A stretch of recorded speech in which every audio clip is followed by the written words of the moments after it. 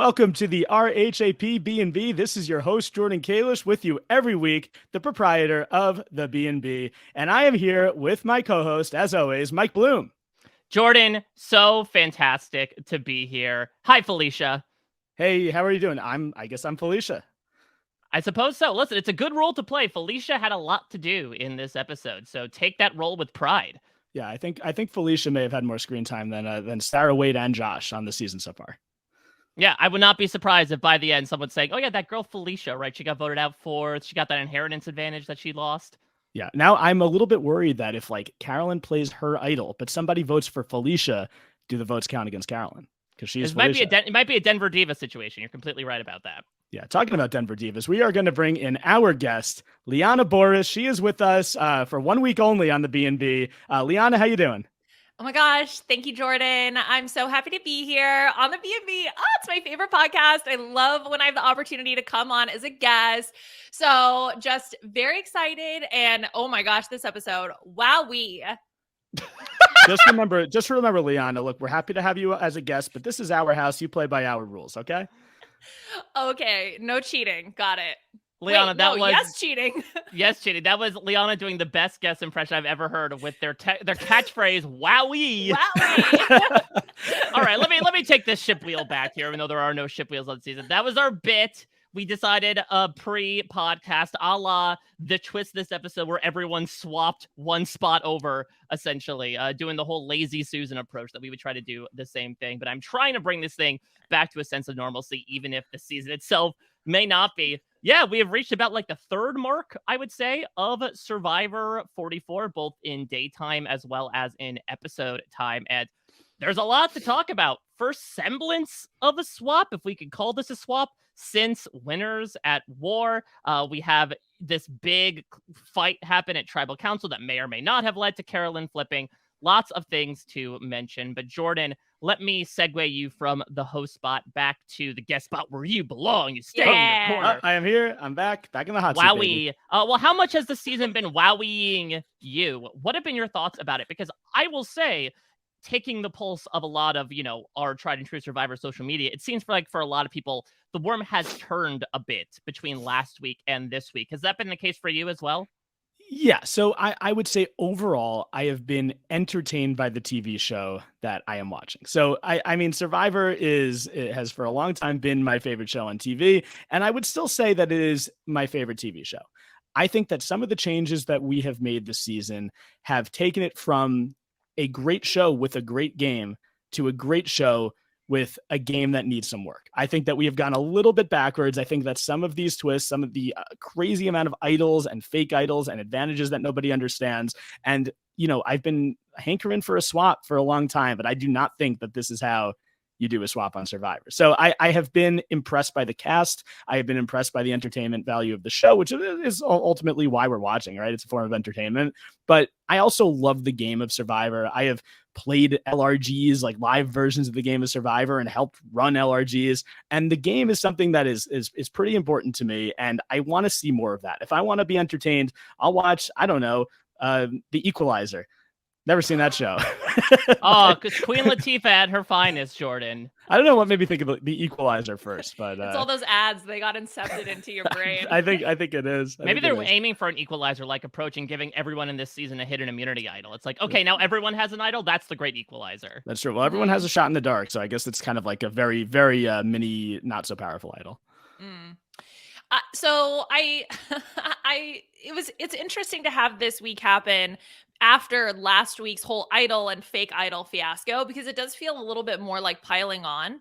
And I didn't talk about this when I was on the feedback show, but I went and I looked up what people feel like are bad aspects of game design. And I'm going to read some of those for you today. And you can tell me if you feel like any of these match what we're seeing in Survivor 44. Just to check your sources. So where is this being taken from? Is this being attributed to general board game stuff?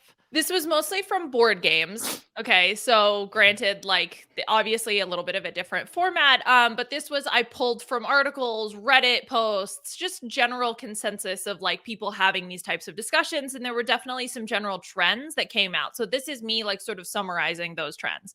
1, lack of player agency. 2, high variance / luck factor with no means to mitigate it through player decisions.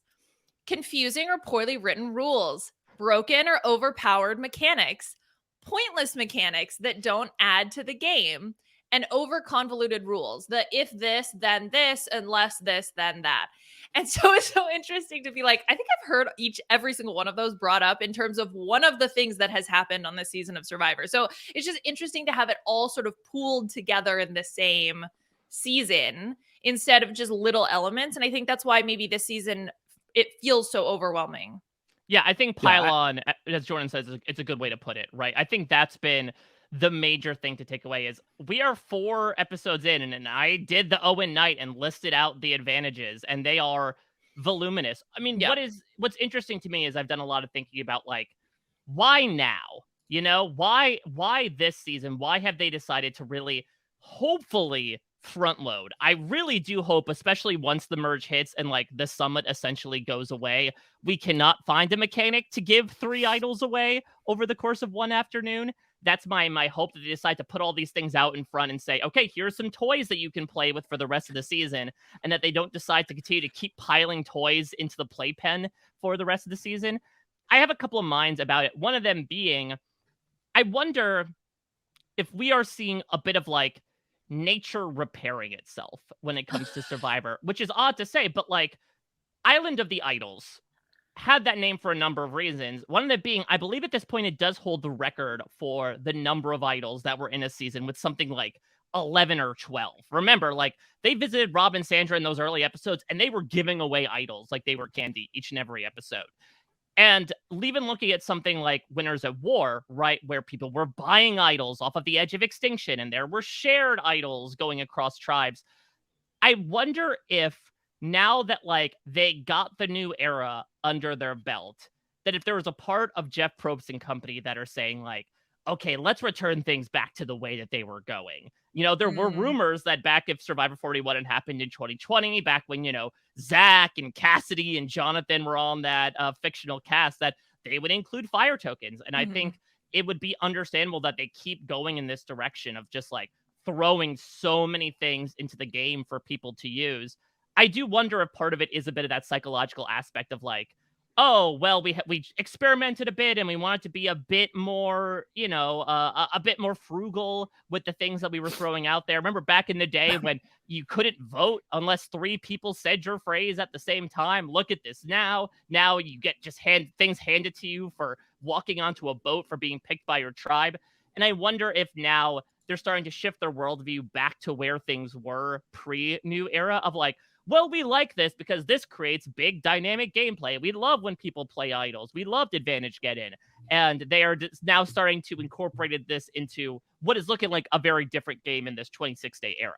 Yeah, it's almost doesn't feel like Survivor anymore. And I would not say that actually about seasons 41, 42, and 43, which did make a lot of changes. They made a lot of changes that I didn't agree with, but it still felt like it was at least the same game. Maybe not the same game as like the first, 10 seasons of Survivor, but it was a recognizable product that we're seeing on TV. I think this almost feels like, if you didn't call it Survivor and you called it something else, you'd be able to maybe get away with running this as a TV show because it's such a different concept. And I don't think it's bad. I think that it's good when the show does try new things.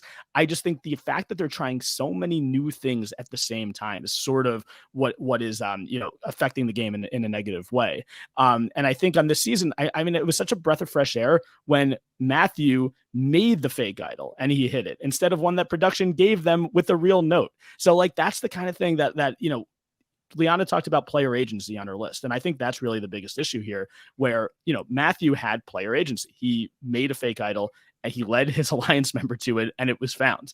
These other ones that are given to the players, like they had no agency in getting that fake idol. Yes, they had to find the key. They had to find the idol, but they didn't do anything to make something look like a real idol. It was given to them because they found it. However, now with the swap, and I have been waiting for a swap in the new era. I think this is maybe my least favorite iteration of the Survivor swap because of the fact that it's just one person randomly, like kind of, going from tribe to tribe to tribe with an expiring idol that obviously they're going to use the first time they could use it because they're the only person. They don't know anybody else on their tribe at this point. You're really just screwing over somebody who could have been in a good spot on the original tribe. Kind of think Sarah was probably screwed anyway. She would have gone if, under the old iteration of the Tika tribe. So I guess like maybe it was the best possible outcome for Tika to go to tribal because her game was sort of sunk anyway. But I want the players to be able to actually strategize and to position themselves in the game, not to be positioned by production. And I think if you did this swap and it was like, let's say it was 2 people from each tribe going, swapping to the different tribes. They got a China going on, baby. Yeah, well, no, that I think the China version of this, I think this is actually, when you look at the mechanics of how this works, sort of similar to the Survivor Africa swap, where you had 3 people per tribe sent to like a random summit and they switched. But when you send more people from the original tribe, now these players all have more agency. They all have people that they have built-in relationships with, potentially built-in bad relationships. It's not like everyone who swaps with an original tribe member is going to work with that tribe member, but there's more movement to be done in the game. This could have been something where maybe if we sent more people, what if we sent 2 or 3 people per tribe, or I would say probably 2 people per tribe, and the people that went to the summit, maybe that's the new tribe. I think that could have been interesting because now we have a dynamic where we have a 2v2v2, the ultimate Dan Barry special, and that could have been a more fun way to conduct the game. And don't give everybody a freaking idol. There's enough idols. There's more idols and fake idols than women in the game right now. Okay, a lot to unpack from all of this. The first is like Mike going through the history of some of the other chaotic elements that we've seen on Survivor. Like, we've had this discussion before, right? Like, oh my god, the wackiness of the fire tokens. Oh, like, yeah, that's what's been so interesting to me is like, there's been a lot of like cause for alarm, I think understandably so, as you and Jordan have been espousing, but it does take me back to those salad days of like 2018, 2019, when it has been a bit of like, what are we doing here? Yeah, it's like it's the same energy, right? So that's why I get when you're saying nature is healing, Survivor is healing, Fiji is healing. We're kind of going back to like, okay, good, we got this done. Now let's do more chaotic shit. Like, it's gonna be so fun. So maybe we should have. I mean, this is par for the course. So like we're just, I guess, gonna have to accept this. And then to go to Jordan's comments about all of the swap format. Like, I get why you gave them an idol because it's really unfair to send one person over to a new tribe, but then now it becomes really unfair because you're giving that person now the option to essentially idol out whomever they want on the other tribe. So that is now unfair. I don't know how you make a one-person swap fair in terms of a game mechanic. You can't. It's overpowered in one direction, not the band. Yeah. and like you're right, because if you didn't give them anything, then the person who goes over is not, I think they're maybe less screwed than the person who is on the original tribe if the person coming in has an idol, because you're right, they're really just going to play it the first time they go. It's expiring, which I like the idea of expiring idols. Normally I think that's a great idea, but in this situation it doesn't really give that much leeway to make a mistake, which is, I think, when you have these advantages in the game, sometimes when people use them incorrectly, it's just as entertaining and just as interesting as when they use them correctly. But there's really no chance. I mean, yes, there was some talk about Josh giving the idol to Carolyn, which I think would have, or playing the idol on Carolyn, which I think would have been a crazy move. But is he really just saying that in his confessionals? He's just ruminating on it? Probably. I don't think that was ever really going to happen. So, I think that, if with one person going per tribe, it's just not fair. No matter how you do, it's either not fair for the player going, or it's not fair for the person on the original tribe if you're giving them an expiring idol. Now, it's tough for me because I am, of course, totally in agreement with what you all are saying in terms of just like the game balance and throwing 3 new idols into the game. Luckily, we have bid adieu to one of the production planted fake idols, as well as the inheritance advantage in one fell swoop, though don't count the inheritance advantage out. We know these things, right? They're like Freddy Krueger. Yeah. Friday the 13th is going to come about again, and sooner or later they're going to find it. It's going to be knowledge is power all over again. But like, I'm balancing this out with the fact that I think on paper this might be my favorite episode of the season. so far. Oh yeah, I think it was Like, a great episode. Yeah, for what it's worth, like all like as much as everything sucked with the mechanics of the swap, all the Tika stuff was super fun. Was really, really fun. You know, should be noted, this is the first time I believe that everyone voted in a tribal council, and I don't think it's coincidental that it ended up leading to like these really interesting dynamics, right? Not only in them trying to trick Josh with the idea of, okay, we know that he probably has something, so let's convince him not to play his idol, have him get voted out with him in his pocket, versus Carolyn pulling the Sierra Easton, being fed up with being fed as the beta target, deciding to become the alpha in that moment. I mean, Carolyn is a once-in-a-lifetime type of contestant on Survivor, not only from a character sense, which I think she has proven in the first 3 episodes, but in my opinion, Liana, I think episode 4, I don't know if this is a hot take. I haven't checked that out that much, coverage of the episode in the supplementary days since the episode aired. But this was actually a pretty good move for Carolyn. And I love the fact that like this kooky woman is now also being able to be given agency to play as well. I feel like that's something that has been very personified of the new era, looking at characters like your Mariannes, even your Gablers, perhaps in your latter days of like, here are these people that may have been just regarded as two-dimensional stereotypes in previous seasons, but like they do have some gaminess to them.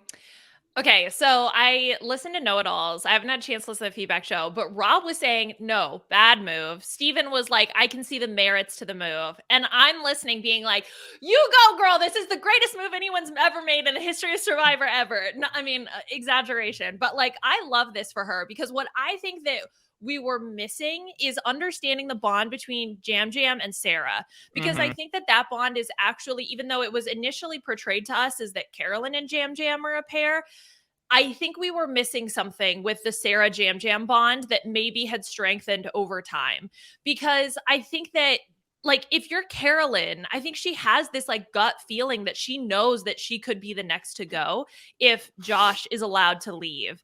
And so she is, one, using the tools that she has at her disposal to, two, put her in a good position on this tribe. It seems like she didn't really connect with Sarah all that much. So to her, it doesn't seem to be a big loss to have Sarah leave. So I'm super happy with this move for Carolyn. I am like, especially as you said, Mike, like this is someone who stereotypically would not be perceived as having much agency or being willing to really step into that strategic position. And I think, yes, while it may have been motivated by like an emotional gut feeling, strategically, I still think that this is a strong move and puts her in a really good position, especially because if they go again, she's the kingmaker here. There's no way Josh and Jam Jam are going to work together. Yeah, I would agree. I would agree that Carolyn got the best possible outcome for her, which is having Jam Jam in the game, who, yes, she has been arguing with throughout this episode, but previously she did have what seemed to be a very close relationship. And then Josh, who she's the only one on this tribe who has a relationship. So if they go to a 3-person tribal council, she's sort of in the Stephanie LaGrossa spot where she has a Bobby John and an Ibrahim who are just going to, one of them is going to go out and it's not going to be her. So I think that that's a good comparison there. I do think that Carolyn needed to get the decoy vote off of her, especially after finding out that Josh had the idol. So I think she did a really good job with that. Whoever Josh voted for was going to go home at this tribal council. So if she didn't put the work in with Josh, Jam Jam, and Sarah, who were trying to use Carolyn as a decoy vote, and getting Josh to vote for her, she would have been out of the game. So from that respect, obviously she did a great job in getting that vote off of her. Where I think that she maybe faltered a little bit. I think that she, I understand her frustrations with Jam Jam. Like Jam Jam literally said to her, like, they see me as a bigger threat than you. That's not a good thing to say to somebody in the game. I get the frustration. I think that Carolyn should have maybe, and it's hard to do, but Survivor being a social game, I think that you maybe potentially alienate Jam Jam as someone you could work with in the future if you confront him in the way that you did after he made that comment and some of the things that he said at tribal council. I think she should have maybe, and this is again very hard to do and probably not really in Carolyn's wheelhouse. I think she should have maybe kept the Jam Jam shade to the confessionals, kept it inside, and then at some point you said that you maybe use this information to blindside Jam Jam. I'm not saying that you don't retaliate in some way, but I think that maybe you got to look past just the next tribal council. You could potentially have Jam Jam and Josh, if you don't go back to tribal, as two possible allies for you, where now it might be tough for her to work with Jam Jam. However, I do think that Jam Jam is the one who was really the most at fault here. And I think he caused the whole situation by some of the things that he was saying to Carolyn. So I do think the fault is mainly on him, but I think there's a good way to react to when somebody else screws up on Survivor. I think a good example would be like Natalie Anderson. When Jeremy gets voted out, she's really pissed off at Missy and all those people and John Mish. But she's able to come back, play nice, turn them into her strongest allies, and then blindside some of them, throughout the game and get to the end and win. So I don't think that Carolyn handled the situation perfectly, but I do think that she would have gone out of the game if she didn't make the connections with Josh that she made, because she would have been the decoy vote. She would have been the name written down. He had an idol. She's gone. So in the short term, she survived in advance. It's March Madness, baby. That's the name of the game. She's still in, and Sarah's out. Yeah, it really is. It comes down, I think, to again, that tribal council, how much of it was authentic versus this performance, which I think a lot of us, alongside probably Sarah and Jam Jam, for the vast majority of it, were like, oh, wow, Daniel Day-Lewis, move over. Here's Carolyn Weiger putting in the performance of a lifetime here in I'm Felicia, with her really wearing her heart on her sleeve there by being like, yeah, I'm taking offense to what you're saying. You mentioned her. And I wonder if she kind of had to steer into that a bit. Again, I don't know how much was talked about beforehand. I'm like, really play up the tiff that's going on, that maybe if she didn't do that and was it so upfront, because that's not what Carolyn would do. Carolyn seems to be not only an open book, but as if you ripped out each page of the book and laid it out on the ground. That's how open she is, which is really interesting. I actually, right before we came on here, watched Dalton Ross's deleted scene this week, which I adored, which is Carolyn talking a lot about her history with addiction, and her basically saying, after I recovered, I told myself I would never hide my emotions. And I think her bringing that into Survivor is a double-edged sword, much like the idol that Kane loves to wield and is now permanently broken, perhaps. I think that's a single-edged sword. I guess it's double on two sides. Yeah, it's double on two sides. I think of a double-edged sword as more of like a Darth Maul lightsaber, right? On either side, yeah, working. But I guess. So doesn't that make every sword a double-edged sword? Because both sides there are certain swords. There are certain swords, like a rapier, I think, for instance, is only sharp on one edge. It's more of a poking weapon. Yeah, scimitar is another good example. That's right. Yes. Yeah. Yeah. I forgot that you guys have so much experience with. Leon and I are amateur blacksmiths, so yes. Yeah, that's what we've been doing in the Survivor off season. So yeah, I think that it's tough because again, I'm still trying to gauge how much of that. And spoiler alert, we're going to get into this tiff a lot when it comes to our game this week. Leon, how much of that do you think was scripted, quote unquote, versus okay, she is authentically rankled at what Jam Jam is saying and just using this as yet another piece of ammunition for her to eventually fire the gun to shatter the Tika majority? Based on the pattern of her speech in the confessionals to tribal, those look very similar to me. Right? So I think she's being authentic. I think she's genuinely confused about what to do in the moment. I think she's thinking did I make the right move because I assume she told Josh to play the idol for himself based on this has to happen, right? Yeah, because I know that he had said, oh, I might play the idol on you. And I know we might be saying, okay, is this stuff to feed the producers a bit? But yeah, I think the missing variable in this equation is that clearly, I think she would commit to voting for Sarah beforehand, which is why Josh played the idols, because she said, okay, I'm with you on this plan. Just so you know, they're voting for you. Play the idol on yourself. Don't play it on me. Yeah, right. Exactly. Which I think then if you're Josh, you're like, oh my gosh, that's incredibly selfless. You must be telling me the truth, because why would you lie to me? You would want me to play the idol for you if you're a gamer player. So, then Josh feels confident, which is why you see Josh in that tribal just being completely not fazed by anything. He's just yeah, whatever. It's cool. I'm definitely a personal trainer. Liana, Josh is he lives fast and loose, right? This is a man who has lied in like MCAT limbo for both 2 and 11 years at the same time. Yeah, Josh is a personal trainer in the same way that Xavier from BB23 is a bartender. Like, just not even close, bro. And like, your math doesn't even make sense. At least come up with like a timeline that makes sense.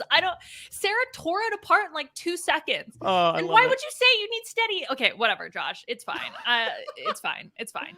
I do think the most positive attribute of this from Carolyn is that she winds up. Look, Josh thought he was on a good position on the Soka tribe. I think he was sorely mistaken. I think he would have been the next one to go.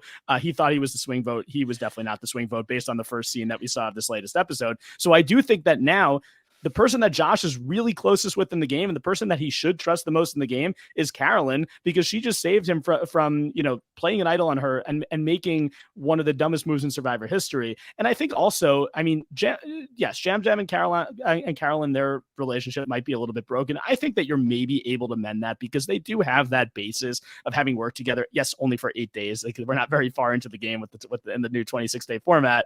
But it's in Survivor time. I think that's probably still a good amount of time. It's like, it's basically a third of the game, a little bit. Yeah, and you're spending 24 hours a day with them as well. Sure. Yeah. Mm-hmm. I think here, like, what this sort of reminded me of. So this is going to sound sad. It's not sad, but my parents got divorced when I was in college. And I think that maybe the kids, me and my brother, were the ones holding them together. I think when Carson goes off, maybe he was the thing that was holding Jam Jam and Carolyn together. Oh my God! He's gonna come back. He's gonna come back at the merge if they all make the merge. And they're gonna have to say it's not you. It's not your fault. It's not your fault. It was just our relationship. People sometimes fall out of love. I think that's what it was. Carson, there was their kid. He's gonna be devastated by this news. I think. And maybe the biggest who's gonna take Carson in the custody hearings? Right. This is truly maybe Kramer Matt and Kramer. Franny. Matt and Franny. Oh, they're the foster parents. Well, I don't think they give up custody of Carson just because they got divorced. Oh yeah, I love the foster parent scenario, right? Because they have never interacted with Carson, so it's not even like Matthew adopted him. No, I think it's Matt. I think it's Matthew. I think Matthew. Oh yeah, Matthew. No, this wouldn't be because Matthew is more so the uncle. In this case, it's more so you're a product of the court system now. You're gonna get sent off to this random home with this new couple to take care of. Yeah, I know he's living with Uncle Matt now while his parents work out their differences. Well, they work out. Yeah, exactly. You're gonna stay with Uncle Matt for a while. Yeah, maybe this. Should we call this, instead of a swap, should we call this like a Survivor exchange program? Oh my God, where everyone swapped households for like 7 You know years? what? If you're like calling it that, I swap. actually like it better. Yeah. It is like wife swap. It's wife swap. It's just you're swapping one person, right? So they come in, make a whole new set of rules. The whole Josh thing was so funny to me because second time watching, I wrote down every single time he talks about being in a good position. So he has this whole confessional at the beginning about being in a good spot. And then, of course, the cut to the other 4 targeting him. He's got another quote. I was in a good position at Soka. Another quote. I went from a really good position at Soka. Sarah at the Tribal Council. He's got 4 BFFs on Soka. And every single time, it was just so funny knowing like, bruh, no. I mean, obviously it could be placating, but for Danny and Franny. But I love the irony of it all, right? That they say, okay, well, maybe we should keep Josh around because of his connections with Soka. And I think that's maybe one of the reasons Carolyn joins up with him. When irony of all ironies is they're like, oh no, the guy that was going to go next has been exiled from our tribe. What do we do? I mean, listen, this is nothing against Josh the person, but I'm wondering, is this the most delusional edit someone has gotten in the new era of Survivor? I feel like maybe JD was shades of this as well, with just like the skill set he thought he had, but I feel like it has not been nearly the dump on one person in one episode as concentrated as it was with Josh, between his position stuff and, like we said, the ever-shifting timeline of his lying about his job. Especially for somebody who, at the end of the episode, is playing an idol correctly. So it is funny that he ultimately does make the right move, but I think it maybe takes Carolyn's influence to get him to make the right move. And I don't know if Carolyn is playing the best game on the season so far. I think she's maybe up there because we've seen so much from her, so we just know more about her. But I think on the Tika tribe, on the current Tika tribe, I think that she's clearly in the best spot now, and I think she might be the person I'm most impressed by game-wise. Okay, here's the thing about Carolyn overall that I'm hearing. She does have overalls, yes. Yes, right. Thank you. That is my point. Okay, no, here. So people are talking about Carolyn, and they're talking about, okay, what is the optimal move? What's the optimal move for Carolyn? You have to take into account who the person is, right? When you're talking about what the optimal move is, you can't have an outfielder play pitcher, right, Jordan? Would that make sense? I mean, I coach high school baseball. Everyone kind of has to play everything. But in Major League Baseball, you're not going to have an outfielder play pitcher. Yeah, you're not going to. Thank you. You're not going to have. I guess Shohei Ohtani used to be an outfielder. I don't know. Albert Pujols did it. Pujols did some relief pitching last year, though, right? It's possible. He did in like a 15-2 game. Yeah. Yeah, 15-2 game. Okay, we're not playing 15-2 here. All right. You're not going to have a punter play linebacker. Thank you. Okay. Yeah, you're not going to have a punter play linebacker. Right, Jordan? Right. That's correct. Yeah, never would happen. They're just too tiny. So here's the thing. That's what I feel like with Carolyn is that people are like, oh, no. Maybe she should have done this or she should have done that. She can't. She's so authentically herself. That's literally her brand, is being authentically her. So you just sort of have to, you got to roll with who you are, and what's optimal for Carolyn may not be what's optimal for a game bot, right? What's optimal for Sarah is not optimal for Carolyn. So Carolyn, get a Carolyn. But yeah, I mean, that's the point. Like, there are so many really fun moments. I mean, she's just such an interesting character. Like, there's so many moments I love with her, just in general. I mean, I'll shut up eventually about my love for Carolyn, but like when she's crossing the balance beam of the immunity challenge, she goes, shh. She like puts the finger up, like, shh, to like shush everybody. Like, that's gonna actually make a difference. It's just, yeah, I'm really intrigued by this tribe. And I think that if Tika goes back to tribal council, then Carolyn now is in this position where she's going to have to choose between Josh and Jam Jam. And I do think what you said, Jordan, about that relationship being able to be repaired, I think is definitely possible. I think also Jam Jam is a strong player as well. And I think that he can try to repair the relationship now that he knows what happens. I think he will be in tune with why Carolyn responded the way that she did. I think he'll be able to hopefully repair that relationship. Yeah, I really hope that the Tika tribe does not go to tribal council again. I know I kind of outlined the Palau situation where Carolyn becomes the Stephanie LaGrossa here. But I think it would be bad for Carolyn's game to lose either one of these guys at this point. I think that you have, it's funny because she's probably thinking, oh, Josh has friends on the other side, because Josh is, if Josh is telling her what he thinks is the truth, he's saying, oh yeah, I have all these allies. I was in a good spot. She's probably thinking, I'm doing this and I'm gaining his trust, and I'm also potentially gaining allies. That's not really what's happening, because I think that Josh doesn't really know what his position on his previous tribe was. Losing Jam Jam would be bad too, because first of all, I do think that she's able to work with Carson going forward if they all make the merge. We don't know like which tribes are going to tribal next, but if she's there with Carson, that becomes more of a powerful voting block if Jam Jam is there. So I don't really know which way she would go. I don't really know which one is better for her. I think it's just bad for her, and obviously one of the other two guys if Tico were to lose again. So I'm hoping it's one of the other tribes. I think it's even though we do get this kind of interesting decision to see where she goes if Tika does go to tribal. What I would love to see happen, I mean, yes, on Soka, Jamie trying to figure out if Jamie's going to play the idol or not could be interesting, but Ratu going to tribal, I think would be really interesting, because of all the people, Carson, it seems like has been able to make the most headway in terms of integrating into that tribe. We see that with Matthew, right? Him building the relationship with Matthew. So that would be very interesting to me, is to see if Carson can survive. Would he play his idol? Like, does he have to rely on his idol, or can he sort of make enough relationships to try to break into the remaining Ratu members? That I would actually really like to see. I mean, I don't want to lose anybody, but I would want to see that. I think that of all the players who switched, I think that Carson is maybe let's take the idols out of the equation. I think Carson is the least screwed out of all of them, because we do see him making that connection with Matthew. And I think since they haven't been to tribal in such a long time, the relationships there and the alliances there are pretty nebulous. I think that, Kane looks like someone who's on the outs. Brandon almost did get voted out first, so he's gotten votes already. Lauren is someone who I think they're a little bit sketched out by because of the first journey and her lying about the advantage that she got and how the mechanics work there. So I do think that Carson might be okay, but there's only 13 people left in the game right now. So I think Carson has to know as a super fan that the merge is probably coming pretty soon. He has this expiring idol. I think even if he feels okay, he's going to use it, because the last thing he's going to want to do is be someone who goes home with an idol in their pocket when it's an expiring idol anyway, that at most you're maybe going to be able to use it 2 more rounds. I mean, I don't know when they merge, but I got to assume it's coming somewhat soon.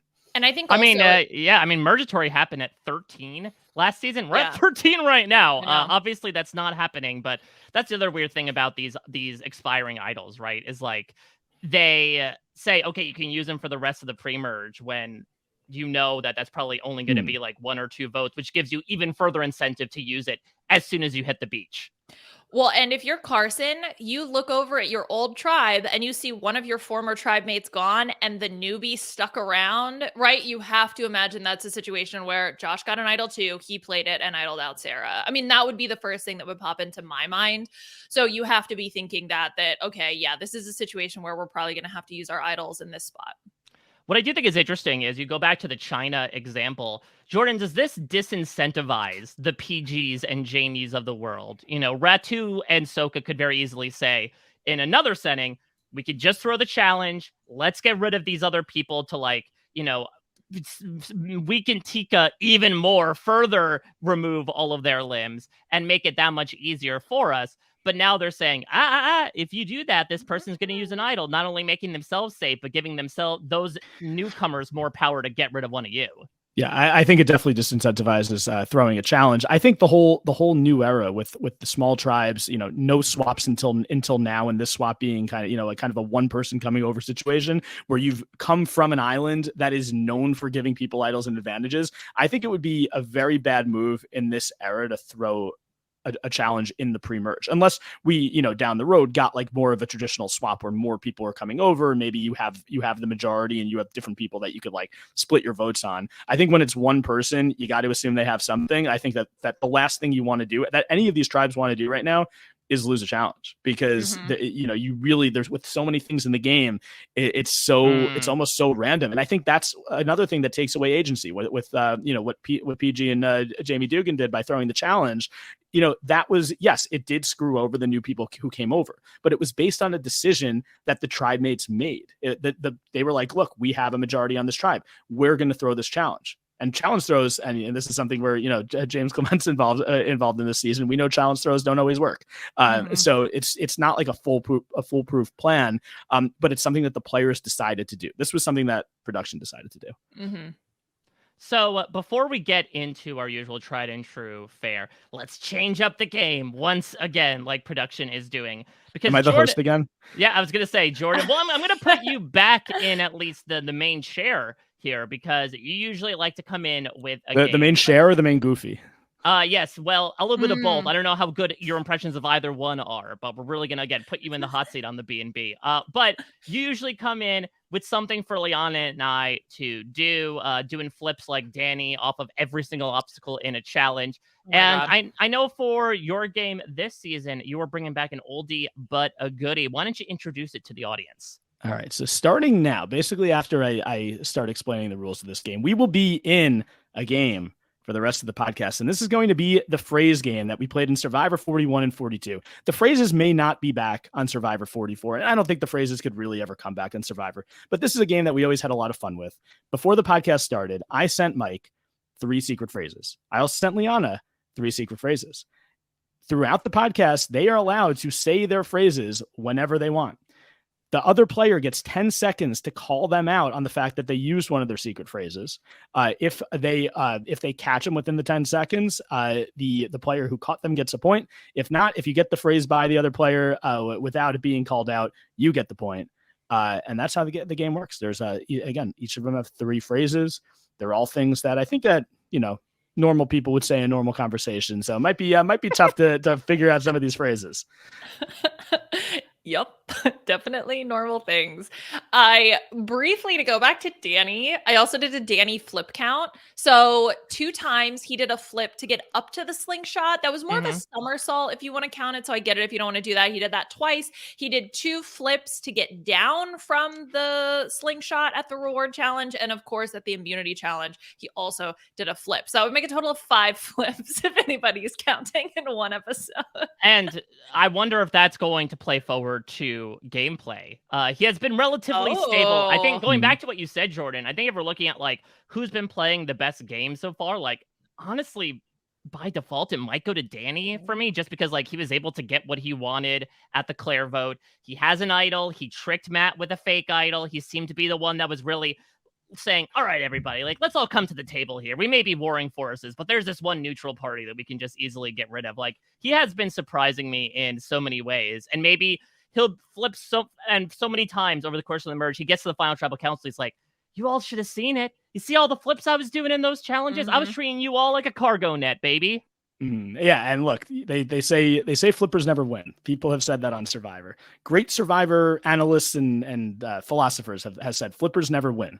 I don't know if that's going to be true with Danny. I think that you're right. I think he is playing a great game. I would say that he and Matthew are the two that I've been the most impressed most impressed with from a strategic point of view, and then also a relationship forming point of view as well. I think there's a couple. Look, but we're in the pre-merge. I think a lot of times you make these big flashy moves in the pre-merge, it doesn't necessarily transfer over to the post-merge. So I think the game is totally wide open right now. If I'm a juror making a decision of like who wins the pre-merge game, I'm voting for one of those two guys. I think I've been a little bit more impressed with Matthew, because I think that Danny, Claire was the one going out of the game and she was like throwing his name around. I think that Matthew's gotten absolutely no heat, which is pretty insane for someone who has like one usable arm right now. Yeah, it's interesting because I'm wondering, I'm trying to correlate like you were talking about with Carolyn, like screen time versus what their equity in the game is, because Matthew, I think alongside Carolyn, is like one of the people we are seeing the most of, just by proxy of the fact that he's just doing a bunch of shit, between him climbing the rocks, between him finding the real idol and then planting the fake idol. Like, I'm still trying to think over, is that a good thing to lead your closest ally to finding a fake idol that you planted? He's doing a lot, and I think by proxy we're saying, oh, look at Matthew, he's playing the game, versus like, what is Lauren doing? What is Brandon doing? But I'm having trouble thinking when it actually comes to the on-island politics, is that translating as well? To your point, it seems like he is firmly well ensconced. I don't know if it's because he is maybe the bleeding heart of it with just how much he's empathetic, or like the fact that he knows the outdoors so well, as we saw in the premiere. But I agree that he is one of the larger players that we have seen through 4 episodes. I'm having trouble seeing if that translates to him being one of the better players. So here's where I saw it in this episode. I think that, look, I'm not saying that big moves are always the right moves. I think a lot of times big moves are something that work in, maybe during that tribal or that round, but ultimately down the line can make you too big of a threat and can screw you over. I don't think he's necessarily doing that, though, because I think a lot of the big things he's done have been sort of behind the scenes that we know as viewers, but the players don't really know about. And in itself, leading someone who's an ally to a fake idol, maybe that's something that can help you down the line. Maybe it won't. I don't really know how you use that in terms of, the idol that Jamie found. But here's where he used the information in this episode. He goes to Carson, who's now in his tribe, and he tells Carson about it. He tells him about an idol that he knows is fake. There's probably very little negative ramifications that could have on him. Maybe if he ever needs to make a move against Jamie, it's something that he can use if he decides that like Jamie's not someone he wants to work with anymore. Maybe if Jamie thinks the idol is real, Carson thinks the idol is real, maybe it's something that he's able to pull these people in and saying like, we can, work together. We know where the idols are. It's something that he can use as bonding. And you're also giving Carson information, which makes him trust you. It's more of a social move than a strategic move, even though I kind of think the social game on Survivor is basically the same thing as the strategic game. Right. So I think it's something that it's information that he's able to use that he knows is completely bogus information, but he's the only one who knows it. And he's already parlaying that into building more relationships. So that's where I'm really impressed by him, more so than the actual act of like making the fake idol, hiding it, and having his ally find it. I have such a hard time talking about Matthew given his shoulder. And like, I don't mean to be a little bit Debbie Downer, but I did see the next time on, they keep showing him falling. They keep showing him talking about his shoulder. They keep talking.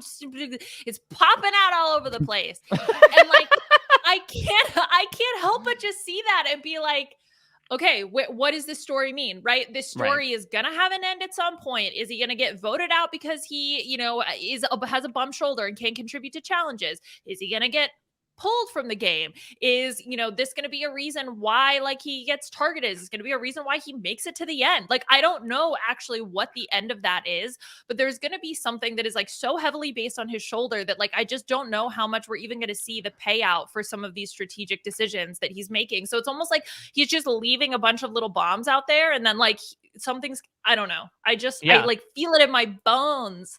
Or well, he is as well. That's the problem. Or could it be something where he knows this is the case? He's Walter White, and he's received the cancer diagnosis, and he's breaking Matt. He said, okay, listen, let me just go complete balls to the wall, do whatever the hell I want to do, because there's only so much limited time I have in this game.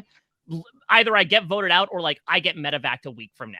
Because I believe we are coming upon, right? It's been a week, I think. He got injured on day 2. We just had day 9 pass. So I maybe there is a certain like throw everything out there because you never might know what happens tomorrow, and I might end up leaving this game. So let me make sure no matter what form I go out on, be it by vote or by boat, that I have left everything out on the table. Yeah, he's running it with his arm like up like this. He's like, he can like barely do. Yeah, I don't know. I'm nervous about him. No, he's not Danny doing flips. I'm just trying to figure out, like, is that the way you should? I'm trying to think, okay, this is how firemen do it, but I don't know how experienced firemen are with cargo nets. Like, is this a landscape they know how to traverse, and that this is the proper tactic to get across? It feels like the Legend of Zelda, where like if you played it before, that like Link rolling is the fastest way to move. Phrase? No. Really? What? No. About firemen? So, Liana, unfortunately, you lose a point. You're at -1. Yeah, unfortunately, the whole link and the rolling is not a phrase. That's just something. This is why this game works, because you guys say outlandish things on this podcast. I think maybe like he has experience like going to a fire that was in like a children's jungle gym, and there could be like a cargo net that connects like phrase.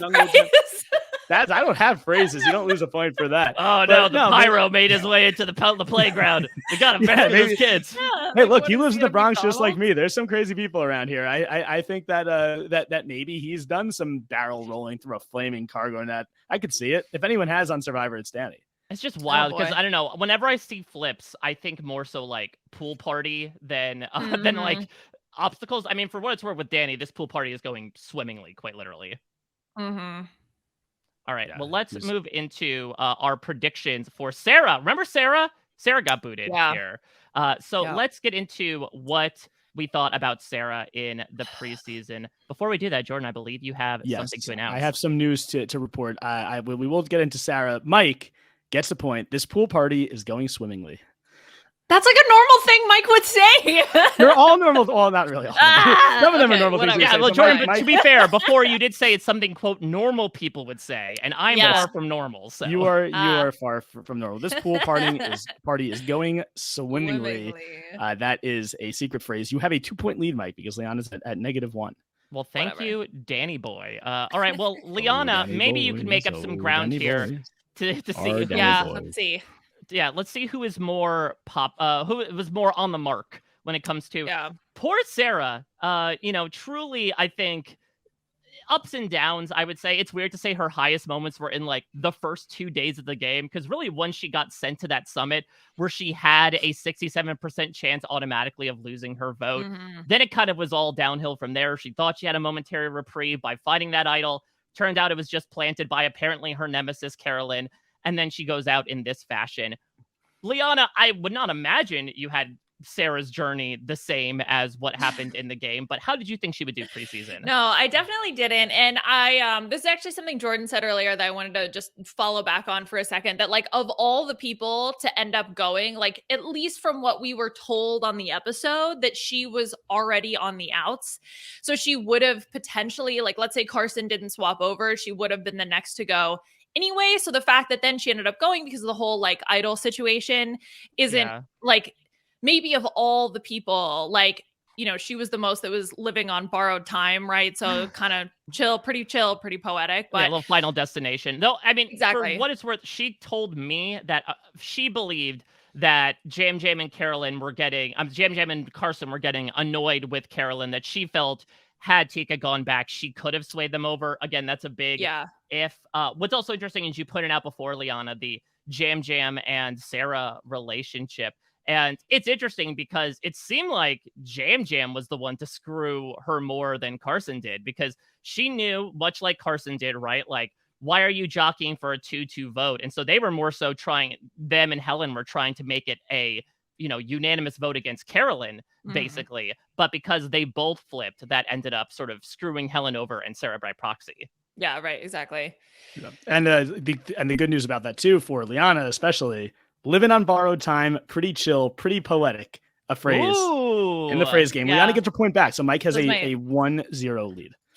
That was my easy one. Now I'm in for a journey. I think you both use the two phrases that are maybe the easiest to work into conversation. Okay. Here.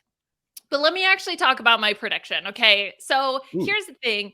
This isn't so much a prediction as it is like a rant about stuff. So I'm just gonna read it. Okay. So I did have her. Is it like slam poetry on Sarah Wade?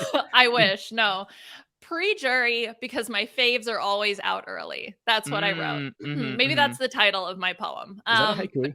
As I think too many syllables. Anyway, whatever. All right. So here's what I said. I said, Helen and Sarah are on the outs early on Tika, but due to Ratu being a hot mess, they avoid most of the pre-merge tribals till that one stupid episode, like 4th maybe, where they finally go to tribal and Sarah's targeted for being too smart or knowing the game too well. No matter what she does, it doesn't matter because my preseason faves are always targeted and that makes me sad. That was my first prediction. My second prediction was that Sarah would get into a discussion/altercation with Carson when he comes back from Sack Rock Island and claims he does not have an advantage, which he does, and she was right. So to say that he's hiding something is totally valid because she's so smart and I love her. Sarah deserves to come back on a returning player season, but will never be asked. Sad emoji face. I said that her ally was Helen and her enemy was the patriarchy. So that's going to be tough to beat. I don't think you're going to be able to beat this, Mike, because so yes, it's the fourth episode. She gets voted out. Her ally is Helen. She's only women have gotten voted out so far. That's the patriarchy part. Carson goes to Sack Rock Island in the episode. Doesn't have an altercation with Sarah, but he still went to the island. So Mike, unless you say that there was a 1-1-1 swap and Sarah, lost her vote earlier on, which kind of screwed her. And then she got voted out by Josh of all people. So I don't think you're going to be able to win this round. Let's see what happens. Well, Jordan, open up your mouth and prepare for foot. Because here's what I have to say. I also had Sarah making the pre-jury. She makes an immediate close connection with Helen as younger white-collar women working in male-dominated spaces. Oh, no. She'll get a sequence of looking for advantages overlaid with her talking about her late best friend. This is back when I thought that we'd actually get like the at-home stuff, the sob story stuff. She goes to the summit where she does end up with an advantage, but it's something that makes her a target to the rest of the tribe.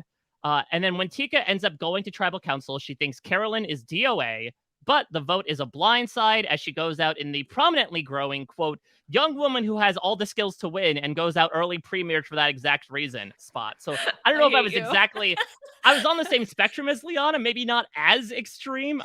You're farther along in that journey than I am. This is so hard to judge. Her ally was Helen. Her enemy was Carolyn. The randomly generated phrase was, peanuts don't grow on trees, but cashews do.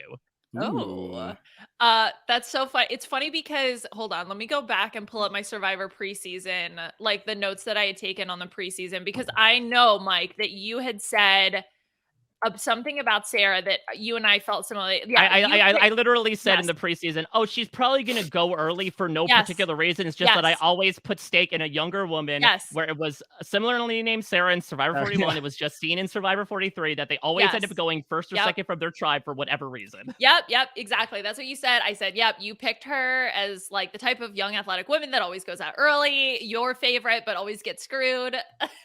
So that's actually really funny. So how do I even judge this? I mean, Liana, you both had the Helen stuff. Mike, you had the, which one of you? I think it was Mike who said like she'll have like a looking for advantage segment, and she wasn't talking about her friend, but she had a segment looking for advantages as she's giving a confessional in this episode. Liana did specify episode 4, which this was episode 4, and like it's almost a tie. But if I were to point to something, you got the exact placement. It might be, but it's like you both really nailed it. So I think you could split the baby if you want to. I think I'll seed the baby. I'll split the baby, seeds baby, and Mike and Liana, you both get half a point. Okay, congratulations! Fair. You have a shared point that can be, if you put them together, it can be used against another podcasting duo at some point. Yay! Socialism. Yeah. Teamwork. I mean, let's talk about this though. I mean, I guess our predictions ended up playing out. Is this a good thing? I don't think so, that we were able to nail 4 seasons into the new era. Oh yeah, there's always going to be this type of person to go at this particular type of round. Yeah, no.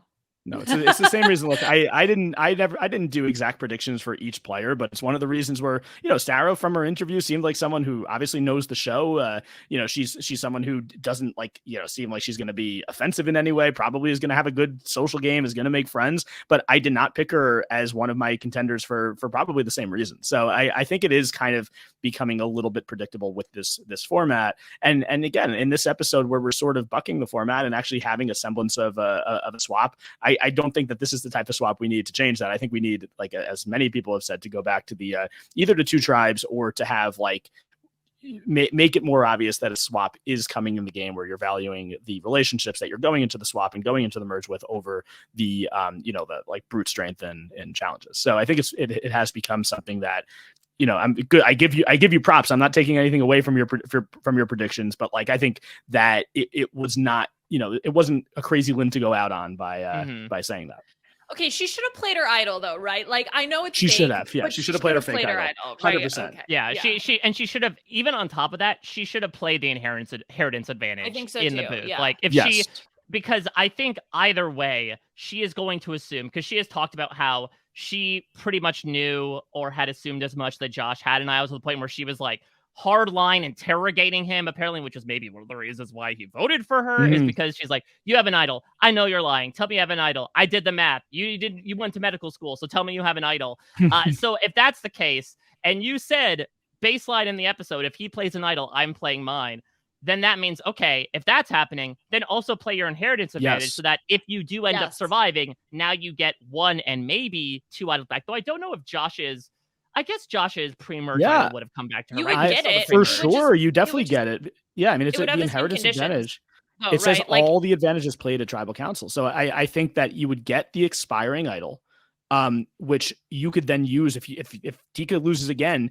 Sarah would be screwed at the next vote, most likely going with, well, maybe not, because we see her getting closer with Jam Jam, but there's a good chance that Jam Jam and Carolyn are maybe able to reconcile and they want to vote out Sarah instead. But if she has that idol, that she could then use it at the next vote, and she has her idol that she gets back, that at the pre-merge she could leave these crazy Tika people who clearly don't want to work with her, and she could find new allies. Well, that's the thing though, incorporating that into, again, the equation in this scenario, Carolyn wouldn't be around, right? Because say her idol was real, those votes would all nullify. They'd be a no votes type of situation and then they'd probably revote, and they would probably, I don't know, would they vote for Carolyn? Would they force a 2-2 tie between Carolyn and Jam Jam? Would Carolyn play her idol and then Jam Jam just goes by consensus? Maybe. If that happened, okay, yeah, if it was real, and let's say Carolyn's idol was also real, then Carolyn probably plays hers, so then Jam Jam goes. If Carolyn doesn't play her idol, assuming that Sarah is the real one, then would it be a 2-2? What would happen in a 2-2 tie? Because you have 2 people protected by idols, then you have 2 people in a deadlock. I think they make fire. Is it fire because there's 4 people, or is it rocks because it's not the final 4? I think fire, right? I would imagine. Listen, right? They want any excuse to make fire. We've seen this before. Bobby John and Steph made fire. That was technically a tied 1-to-1 vote that just canceled each other out. So we know that they would make fire. Yeah, because otherwise it's just going to be a rock draw between 2 people, and I don't think they want that. I think they want all the rock draws to have 3+. Yeah, for sure. Right. Yeah. All right. So many Palau references in this fight. I know. Who would have thought? Like, what is this now? 18 years after the fact? Oh, happy 18th birthday to Survivor Palau. You're legal now. Ew. Why would that be the first thing that pops into your head? Hey, when Mike thinks 18, he thinks legal. Yeah, exactly. Oh, 18. Oh. He meant Oh, legal voting hello. age. It could vote Yeah, now. That's what he meant. Yeah, That's what okay. he Well, meant. just like Pringles, once you pop. Make it stop. All right, well, let me move on to the game before I put my foot in my mouth even further. Let's get to our game this week. Now, I alluded to this. Really fun conflict at Tribal Council. Whether it was fabricated or real, this is what people are missing from modern day Tribal Councils, right? We're saying, like, nothing happens anymore. I don't care if this was a drama or not. It was really fun to just watch Carolyn and not give an F, Jam, like, try to step around it, but then also acknowledge, like, yeah, I don't care, throw his hands up at the same time. Like, I try to make jokes. They don't go over well, which I sympathize with greatly. But I decided this is an opportunity. Last year, Liana, you and I and Grace, I believe, did a bracket of, I think, biggest Tribal Council blunders in the wake of what happened in episode 3 of Survivor 42, an outcome that Carson purposely avoided this season. I decided to go in a little bit of a different direction, nudge it slightly. We're going to be doing a bracket because we are nearing the end of March and 'tis the season. We're going to be doing a bracket of Tribal Council fights. So the way I describe this is essentially like two people getting in some sort of like verbal spat. Maybe it's raised voices. Maybe it's just snarky words back and forth, but some sort of argument or war of words that breaks out in the Tribal Council space. This was very tough to do. I asked the listeners of the B&B to pitch in. Thank you for all of you who did so. And I have, as a result, 14 moments that we are going to seed, baby, and go through to see which moment reigns supreme. And of course, this moment has already grandfathered itself onto the list from this past episode. How's it going to work with 14? So there are 2 that earned an automatic round 2 bye. It was randomly drawn a la Survivor 44. So I did not want to personally throw my own bias in there, put my own like thumb on the scale. So I decided to just randomly do it. I think the 2 that went through could possibly deserve a spot in the second round, if I'm being completely honest. But the other, it all was just seated randomly. So yeah, we may have some heartbreakers here as 2 Goliaths go up against each other in the first round. Sounds good. Yeah, wait. All right. Let's see the seeds, baby. All right. So that being said, I also said have. The thing.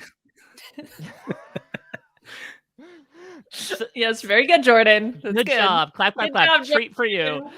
So I also have some clips that I can play for those that may not remember, because again, 40 plus seasons of Survivor history. Some seasons are legal, some are not. And so we may not remember them. So I thought I'd jog everyone's memory. You all can stop them at any time because these clips are like in the 1.5 to 2 minute lanes. If you're like, yeah, I get the point. I remember this. Stop, shut up, other people. Let's talk about this thing. But just as you think it might, we'll play the clip. We'll talk about the matchup. 2 out of 3 of us, if we vote in one direction, that's going to move them ahead to the next round. And we'll see who stands at the end of it unscathed as, quote unquote, the best fight in Tribal Council history. Let's start. What's the judging criteria? Are we going like most entertaining, the biggest impact on the season, the most memorable? Like what are we? What should we be judging this on? Is that up to us? I think it's all subjective, much like a jury vote. Liana, is there anything in your particular head as you're going into this game? Entertainment, baby. That is my number 1 criteria. How entertained am I by this? Does it make me feel all the feelings? Do I feel awkward? Am I like, is that my reaction? That's a good reaction. Jordan, what about you? Yeah, I think I'm probably going based on the entertainment value as well. Maybe if there's players involved that I feel nostalgic for, maybe that could sway my vote in certain situations. But let's see these moments. I'm excited. Well, unfortunately, I don't think Tony is going to make an appearance here because he's surprisingly, I think with maybe the exception of when he gets voted out in Game Changer, surprisingly not contentious at Tribal Council. No, he's not. Just a camp.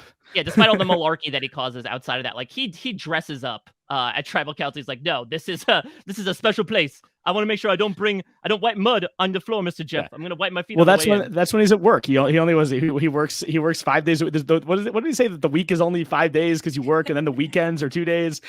Yeah, he like had the calendar or whatever. Yeah, he has his work schedule, and then he has his schedule where he's staying up all night talking to the moon about what he's going to do at work the next day. All right, so let's get into our first matchup here. Our first one is going to be from a season that aired 5 years ago. We're going from 44 to 34, Survivor 34. I think this is one of the lesser remembered moments, more so for what comes after this confrontation. But this is Michaela versus JT from the Sugargate stuff in Survivor Game Changers. Let's take a listen. What happens now to the tribe dynamic? I would say we went from being a tribe where everyone was on the same foot to being a tribe where you have someone who thinks he's running all the time. Whoa. So you got to be talking about JT. Of course. JT, does this surprise you, or are you guys going at it? Doesn't surprise me at all. I think it's obvious. Everybody's tired of babysitting, so camp life is tough. I've never been so excited to be a tribal council. Sandra, do you know what JT's talking about when he says camp life is tough? Well, their feud started over the sugar because JT uses sugar for his coffee and there was no sugar left. So he thinks Michaela actually licked the container where the sugar was. This is for real. That's how stupid he is. What am I gonna put my tongue in a sugar jar for? So it's been on since then. Exactly. So Michaela, that's a clear reference to JT. I don't think we need to pretend, right? No, I don't know why people act like I'm stupid all day. Like, it's such an insult on my intelligence. I'm not surprised, but it's like, dang. Jeff, like I said, we're tired of babysitting. She lays in that damn shelter all day long, and she said, will you give me 7 drops of coffee and a cup of sugar? Being so we funny. get her 7 drops of coffee and a cup of sugar. Pause. Has anybody ever seen me wash dishes? No. She has washed dishes. Has anybody ever seen me help prepare the food? She has prepared food. Has anybody ever seen me deliver food to anyone else on a plate? She's given me food. Shut up. Next. I haven't seen any of those, Michaela. Simple as that, Jeff. Like he said, he speaks for the whole tribe. Jeff, some of us aren't quite game changers. Some of us are just filling space. Wow. The votes are read. The decision is final. Person voted out will be asked to leave the tribal council area immediately. I'll read the votes. First vote, Michaela.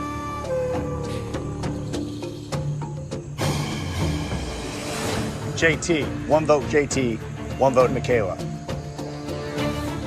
Michaela, 2 votes Michaela. JT, we're tied. 2 votes JT, 2 votes Michaela, 1 vote left. Fifth person voted out of Survivor Game Changers. JT. Damn. Can you bring me your torch? Apologies for the jump scare and having to show Jeff Varner so many times. But yes, that is the entire JT versus Michaela sort of war of the words. I didn't realize that we'd be coming in doing impressions of each other because JT already had that covered with his impression of Michaela. Mm-hmm. The eye rolls, giving me life. Of course, Michaela with the props. Anytime anybody's got props, that always, I got to give them props, right? I love that. So yeah, those are definitely some fun moments. I think it's not as like explosive as some of the other ones that we've seen. But I think that there's a lot of really fun little nuggets there. Yeah, I think the thing that jumps out about this one, it was really more like personal than game related. Mm-hmm. I mean, they clearly didn't like each other. Yeah, I think Leonia said it's less explosive, but Michaela did tell JT to shut the F up.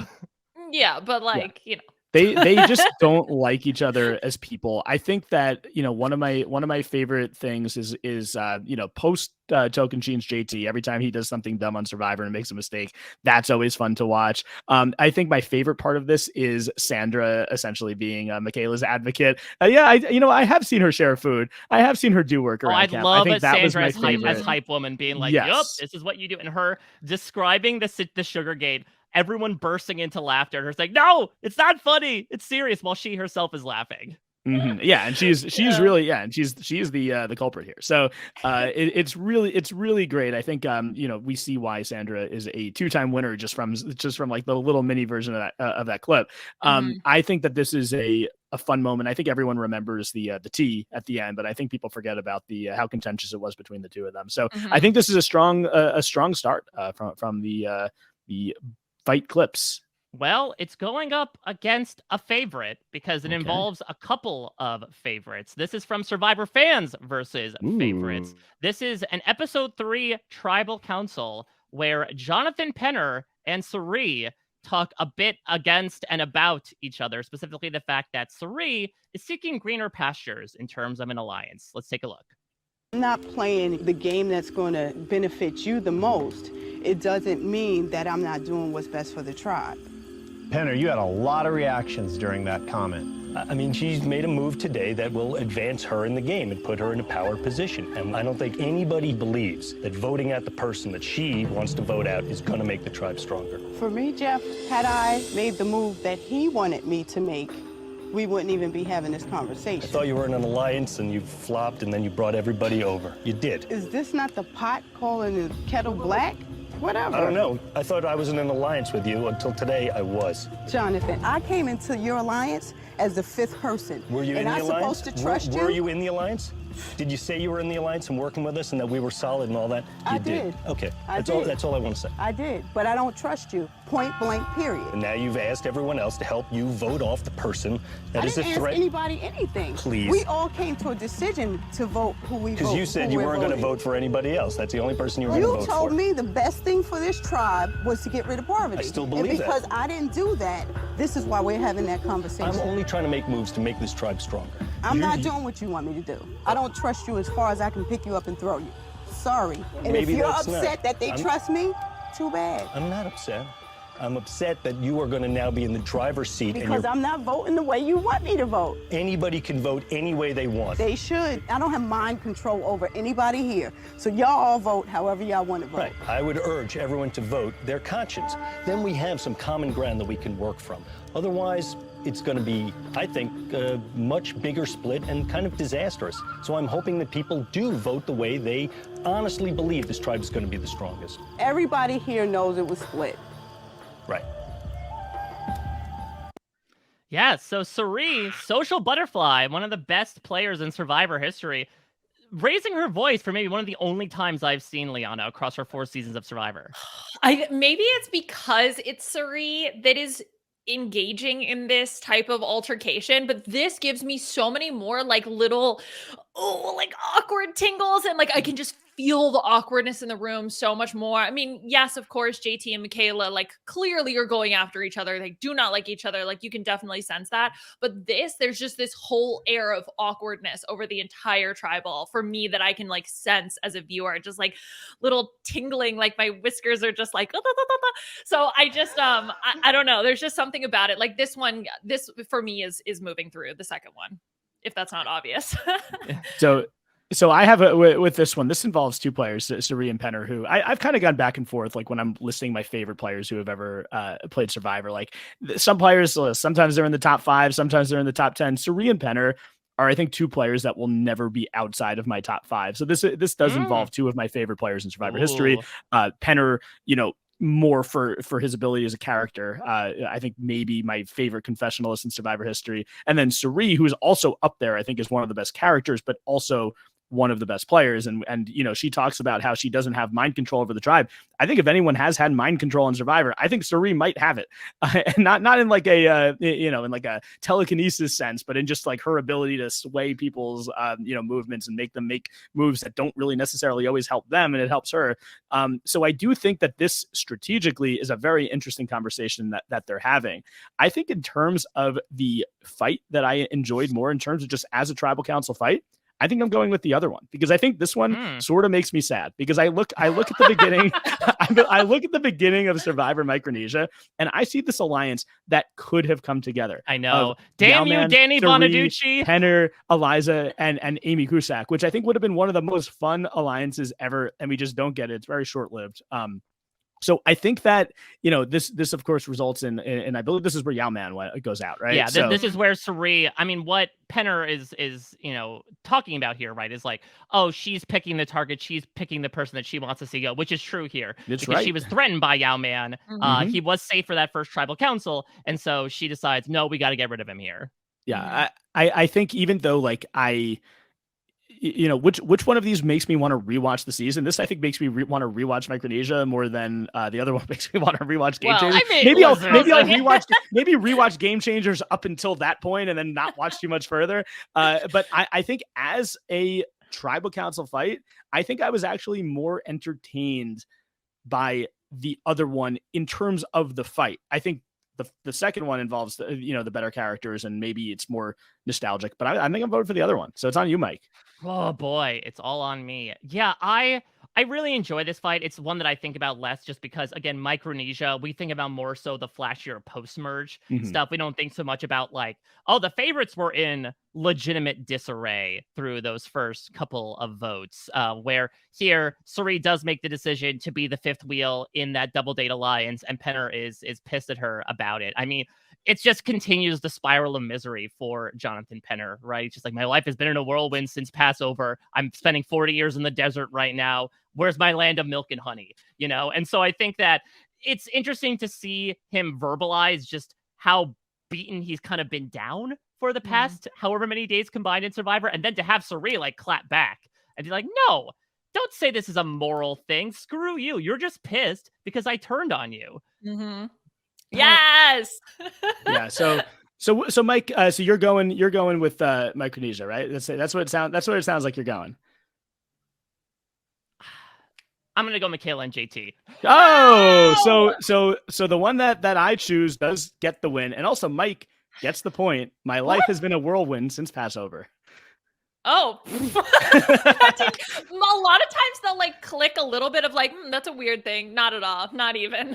So yeah, Mike, you get the point there. You're up 2-0. Liana did get her point back, so she's not in the negatives anymore. That's good. Yeah, I was thinking like, okay, where are the Jews? Give me the Jews. It's like to compare this to. Oh yes, Thank you got. Jonathan Penner presented himself. You're like, oh, perfect. Yes. And maybe this was a little bit of mind control here, Mike, where you chose these clips yesterday, or at least yesterday, probably for the last couple of days. I added that Passover phrase this morning, but maybe you incepted me. You're mind controlling me to have a Jewish themed phrase that you get.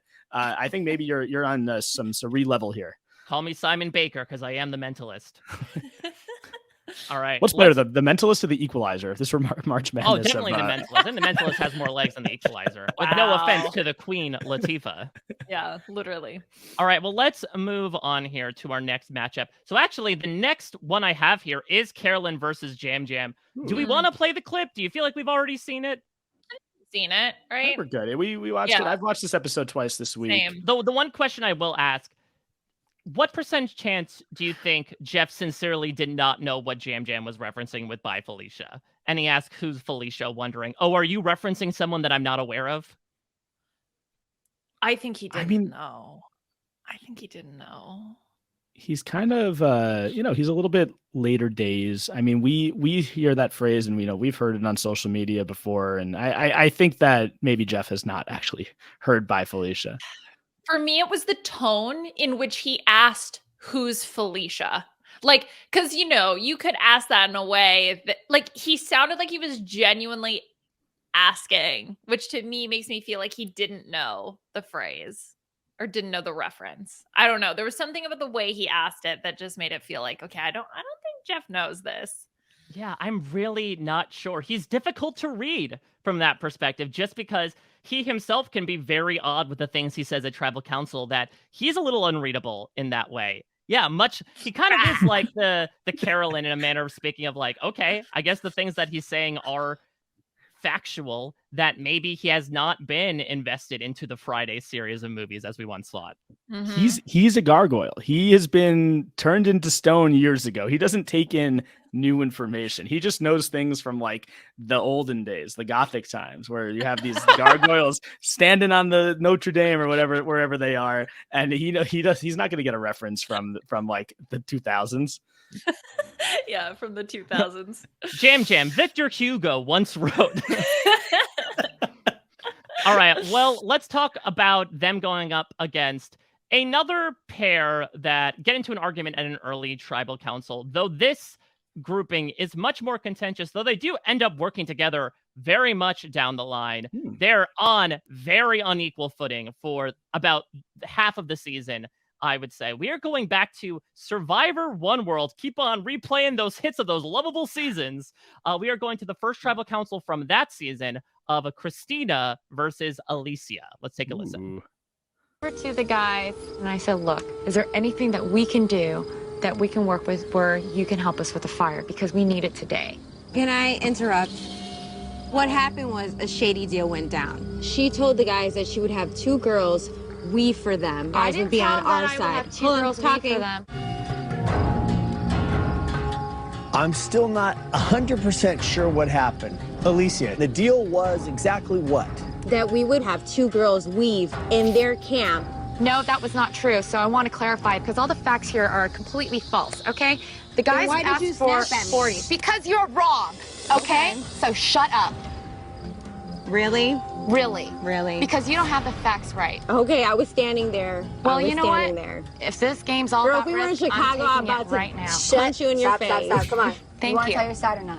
The bottom line is we got fire. We got a fire pit and a better pit that we could have created. If Kat Ederson is the voice of reason, you Oh have my a God. problem. Jeff is just speechless. He's like, I don't know what's happening. This is a legitimate fight. Like if Kat wasn't there, this may have gotten physical. I mean, that's what it at looked least like. you basically Chicago. threatened that, right? Once you step to Chicago, don't worry. Oh my gosh, that's great. I had You're gonna see the bean. no I'm gonna memory. bean you in the face. Oh my gosh. Well, this was Yeah. fun because it was surprising. Like, how did I not remember this? Or at And least it- remember well, it this intense? This is from the first tribal council. And the thing is, they don't even have a vote because Courtney Moon doesn't follow Danny's safety protocol, breaks her wrist on the cargo net, Mhm. but they still lose the challenge because they decide to play it off. And so they go to tribal council because this was a season where despite medevacs, like they still went to tribal council and they just get in this big brouhaha of an argument that I think stokes the flames of one of the larger rivalries that exists in this season. Yeah, they should have voted. By the way, this was they should have had to vote. You lost the challenge. Yes, somebody got medevac, but we've seen this happen other times where you still have to vote somebody out. This is a weird season. Remember, 3 episodes later, the men are actually going to forfeit immunity after they win it to purposely go to tribal council. Yeah, that was weird. Yeah. Oh my God. Okay, I thought this was going to be an easy win for the Jam Jam Carolyn altercation, but this is a formidable opponent, I think. Yeah. Because, yeah, this is a fight. This is a full-on Mhm. fight, and I loved every second of it.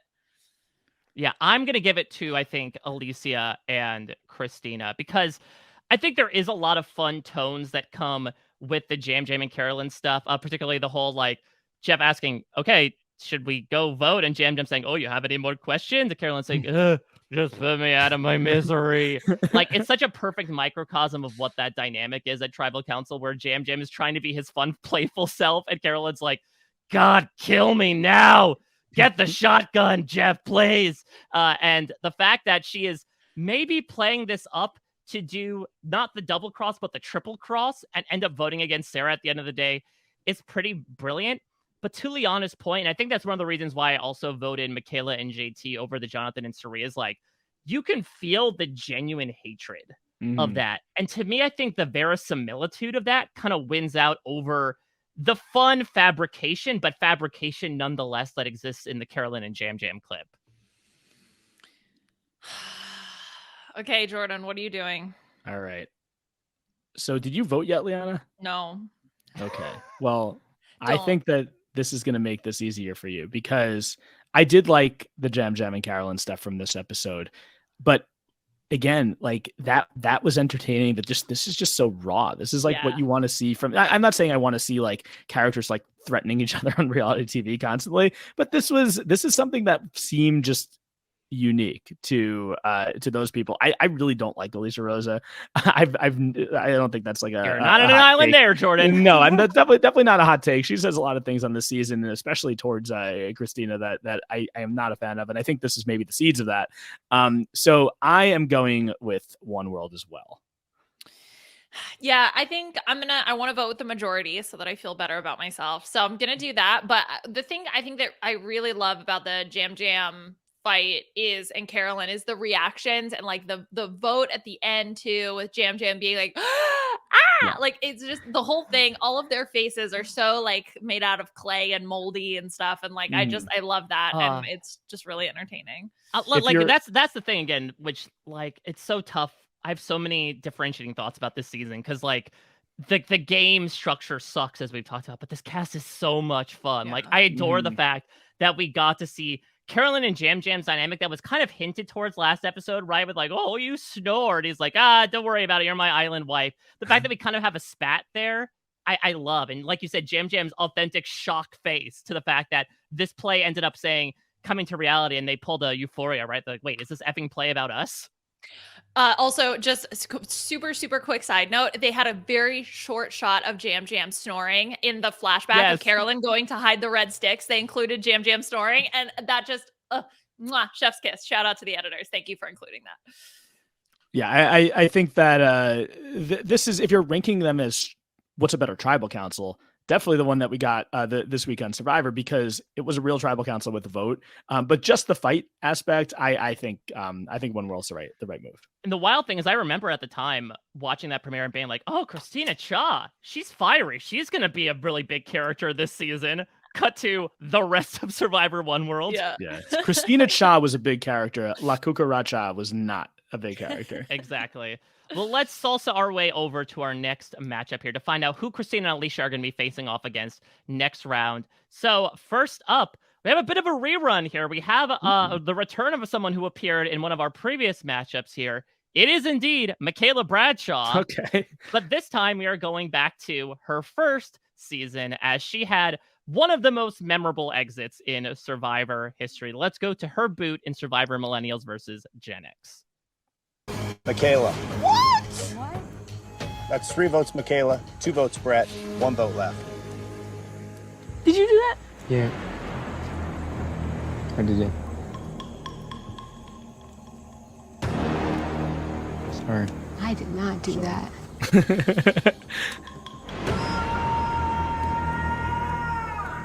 Seventh person voted out. Michaela, need to bring me a torch? Jay. Damn, Jay. You just...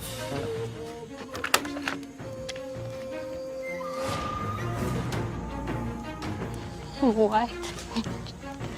What? Michaela, tribe has spoken. You gonna feel like an ass. My shoes. Damn, Jay. That's something good, bro.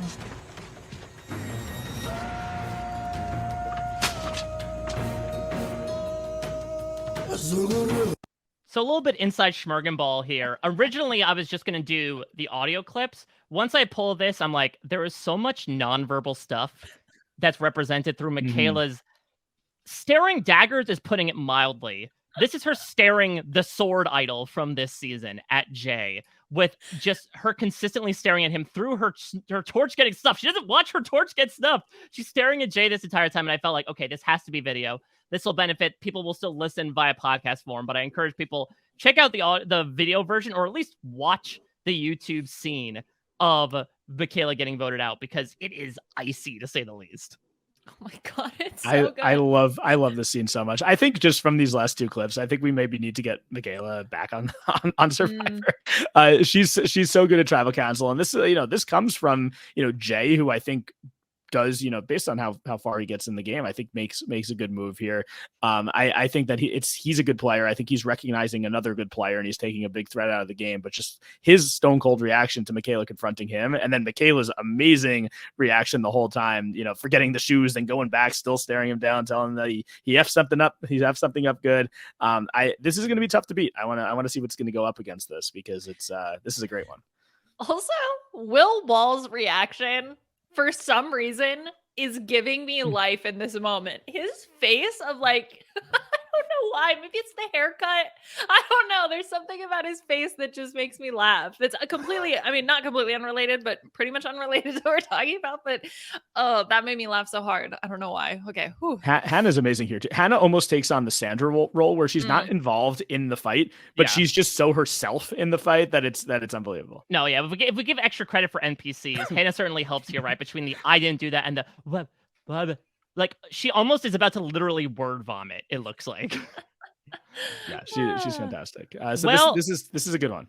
Well, its competitor is a good one as well. Now, we spoke about Christina versus Alicia, a contentious first tribal council. We have another one here, and it's only from 2 seasons prior to Survivor One World. It is, of course, the infamous first tribal council, the first time that Francesca is voted out of Survivor. It is her versus Philip, though maybe you could say that more people were involved just by the number of names that Philip calls Francesca in the process. Let's take a listen. If Boston Rob got voted out tonight, which he's not going to, but if he did, he would probably be fine. So we could all feel that there's a good chance he's going to come back into the game. I've got an issue with that statement she just made, because Francisca and Christina asked me to cast my vote for Rob. That is not true. Excuse me. I asked you to vote Excuse me, for I Rob. didn't interrupt you while you spoke. I want to finish what I was saying. Christina, did I ask him to vote for Rob? Excuse me. Absolutely not. Excuse Absolutely me. not. Excuse me. You are a crazy person. Excuse me. I'm going to interrupt you, Philip. I don't respect you. I'm going to say what I want to say when I want to say it. I'm sorry. Jeff, I'm a former special agent. So if I make a statement to you, I'll do everything I can to make sure I adhere to that. And I will not betray. I'll go down on a sinking ship before I do that until I hear something different. And I just heard something different. And so my vote tonight will be for Francesca. Francesca. I don't want Philip to jump down my throat now, but Philip just kind of had a major freak out of nowhere, and it puts into people's minds, that maybe there's a little bit of instability there. Excuse me. You and Francesca approach me to go along with them because she has an immunity idol. And that's why they approached me with it, they took me to it, and they showed it to me. So, Christina, you do have an idol? I do have an idol. Who is that news to? No, I didn't know. We didn't know. So that was the plan? You two were going to get together and vote me off? No, we weren't. Yes, Because, Rob. I mean, I haven't heard you defend yourself. I had no intention of voting you out. And Christina, can you attest to that? That's absolutely true. And I told him that I was going to vote for you, but I was actually going to vote for Natalie. Excuse me, Rob. You just heard what she said. I had no knowledge what she was really going to do. And now you're trying to say I'm unstable. No, I'm quite rational. And guess what? I was going to vote for Francesca because that meant Francesca. My mouth is dry and I've been getting treatment for it. So. I will maintain that Survivor Redemption Island is a good season through its first 3 episodes. Listen, no season of Survivor, in my opinion, is every episode's trash, throw it away. Neither is any season of Survivor absolutely perfect in every way. So as much as you might be maligning certain things in Survivor 44, there always are salvageable aspects in every season. The cast, as we were saying, is one big part of that. And the first Tribal Council of Redemption Island being a key example of that. Oh my gosh. I think what I'm learning is that some of my favorite moments for Tribal Council fights are when Jeff has nothing to say. If Jeff is there just being jaw dropped, that is perfect. That's what I'm looking for. That's what I want.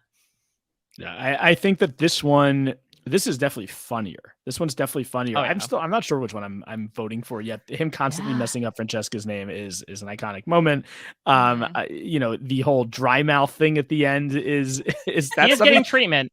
Yeah, he is. I always forget which tribal. I forgot that was part of this tribal. I remember him saying that. I didn't remember that it was the Francesca. Well, he won't need to say her name anymore after that. I also just have this image of Dr. Will from this season, just waterboarding Philip, pouring all this water in his mouth to treat his dry mouth. Oh man, this is a tough. So I think for this matchup, whichever one we don't pick, definitely deserve robbed, right? But if we pick the other one, also robbed, right? So not Rob Rob, but Rob. You know what I mean? Not like Boston Rob, but like robbed. Yeah, this is also you get the federal agent stuff from Philip, which gets overplayed by the end of his Survivor career. But this is the first episode where we're seeing it. So it was at the time it was a new thing, and we're like, who's this guy that they just put on our TV? Mm-hmm. Yeah. Now what's interesting is again, if you give extra credit for legacy, this one's really interesting because you could argue this moment is the reason why both Philip and Francesca come back on Survivor Caramoan. Yeah. And the reason why Francesca goes out first twice. But I think also you can make an argument that this moment is also why Michaela comes back too, true, right? Very So true. I think that, and in terms of gifts, the Michaela one has that flip back to Jay. That moment just is so iconic in and of itself. I'm so torn about what to do for this one. I would normally go funny over serious. In this situation, though, I think I have to vote for the Michaela and Jay moment. It's very close for me. I think this might be my two two favorite clips so far, and it's a shame that they have to go up against each other. The Francesca stuff is unbelievable. It's so hard for me to vote against, at least in this matchup, the Michaela and Jay, though. I think that was just, again, maybe not as much fun, but maybe more entertaining and more dramatic. And I'm going with that.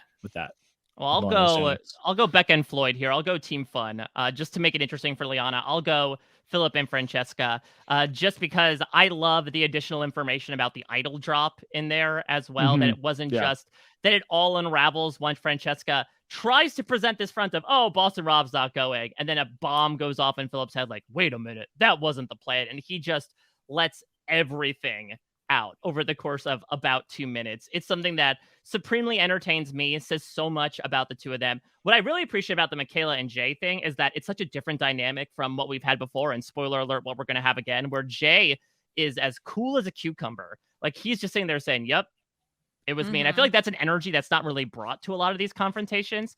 I also did love Jeff being very polite and pausing, reading the last vote until Michaela and Jay are finished having their conversation. But I'm going to leave Liana in the seat of power here, and I'll go with the Redemption Island Tribal Council. Okay, here's the thing. If I were to pick a Michaela fight, I'm picking this Michaela fight, not the JT fight. But unfortunately, that's not the matchup. Like, I would prefer to swap this fight with Michaela in for that one, because I think this one is better, more entertaining. I'm more taken with it. Overall, though, I think I have to go with Team Fun as well. I'm with Mike on this one. I think I'm going to go with the Redemption Island one, just because the whole thing overall, there's just so many hilarious little moments, and everybody else's reactions, and just everything about it, to me, I think is so entertaining.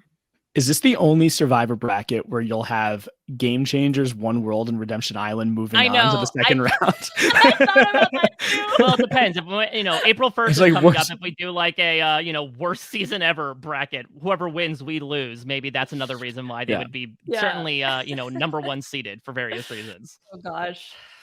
All right, well, let's move on here to our next matchup, perhaps another season. I know Dalton Ross once upon a time ranked as his worst season for a good amount of time. We are going to yet another early Tribal Council and yet another early 20s season. This is the second Tribal Council from Survivor Nicaragua, which will have a couple moments, but here is just one from the always eloquent Shannon Elkins. We know that Alicia talked about Chicago, but Shannon has some stuff to say first to renowned country superstar Chase Rice, but then has some very memorable words for Sash. Here is the clip in full. But it's been interesting. We've had people, say we're all together, and then, I'm coming to find out that there's no loyalty. So we'll see. He better hope his girlfriend stays with him on his tribe tonight, because if not, he'll be going home next. Wow. He's talking about me. Who's your girlfriend? I guess Everybody knows it's Brenda. She's not my girlfriend. From day one, I trusted Brenda and I trusted Ben. Those were the two people I trusted most. Brenda, Shannon? Can I say why it's like this? It's because I thought Chase had my back and I thought we were there and we're not, and it kind of pisses me off. I mean, all you had to do is be honest and say you were with her and it would have been all good. I'm coming out with the truth. I've been in between two alliances the whole time, and before we came out here, I was very, very unsure, to be honest, about who I wanted to vote for. Whether I wanted to vote for Shannon or I'd vote off Brenda. I mean that's as honest as you can but get, you start off with all your integrity and your honesty and your loyalty. Where's it been? You've been lying and going both ways. I gotta say, 21 seasons of Survivor, never had an opening question open that much whoop ass on a tribe ever. I mean, I'm the type of person when I am upset and somebody's betrayed me like that, I'll speak my mind, and that's what I'm doing. You're pretty much digging your own grave. Hey, I'm gonna get this out of the way right now. You get it?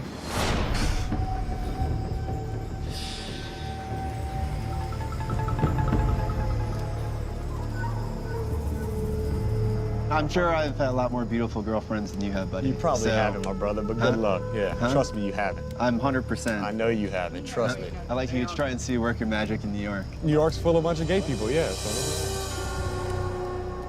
New York is full of gay people.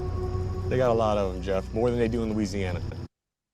There you go. The always with his fingers on the pulse of America. Yes. Well, statistically, New York does have more people than Louisiana, so you would assume that they do have more gay people than Louisiana. So I think factually, That's the only thing that he said that was probably true. Yeah, not good. Not good. Yeah, Shannon would not. I don't know if Shannon's getting cast on Survivor in 2023. No, 100% not. But I also wanted to include probably the less mentioned Chase stuff, because as Jeff says, it's his opening question. He sits there, like, softballs. So Shannon, like, what's going on with the tribe the past 6 days?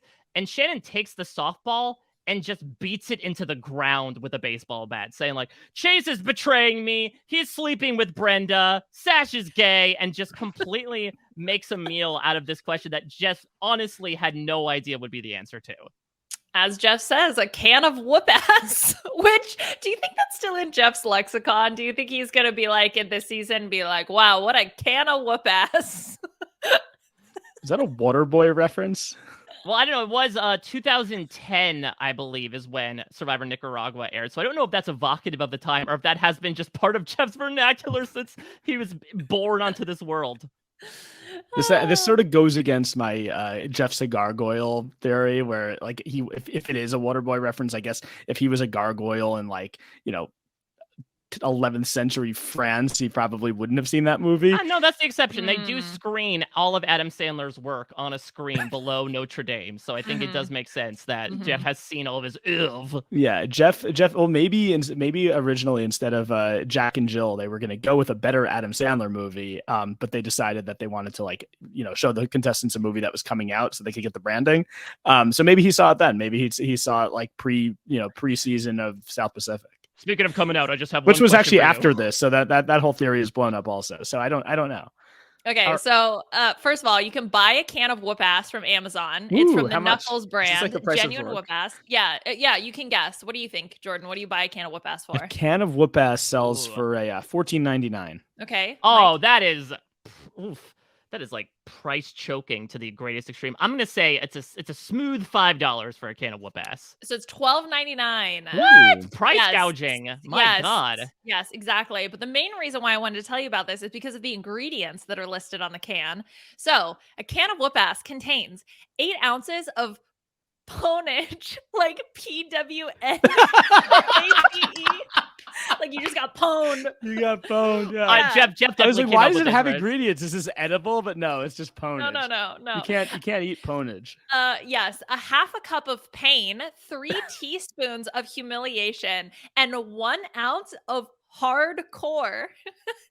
And then the hardcore what? Hardcore. What's the noun? What's the noun? adjective. Can of whoop ass.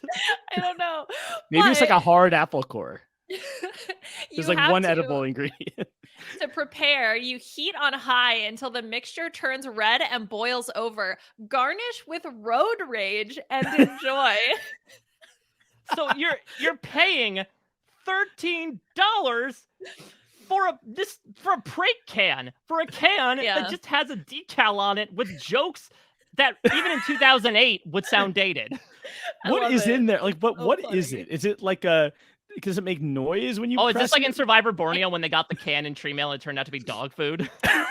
Yeah, I think I don't know. I think it's just empty. Like I bought my dad one time a can of dehydrated water, just add water as like a joke gift. So this could be like something very similar to that. Jeff Bezos, man, charging an arm and a leg for a joke can. Oh, and by the way, the main ingredient, ponage, and this is in quotes, comes from the leaves of a plant known as the beating flower. The flower, while beautiful, produces a smell similar to sweat. The flower can only be found in a country called Kick-Assistan. Why are we going into the botanical aspects of ponage? Oh my God. They also have a chemical formula at the bottom that smells whoop ass. You're of science. Is it actually a legit chemical formula?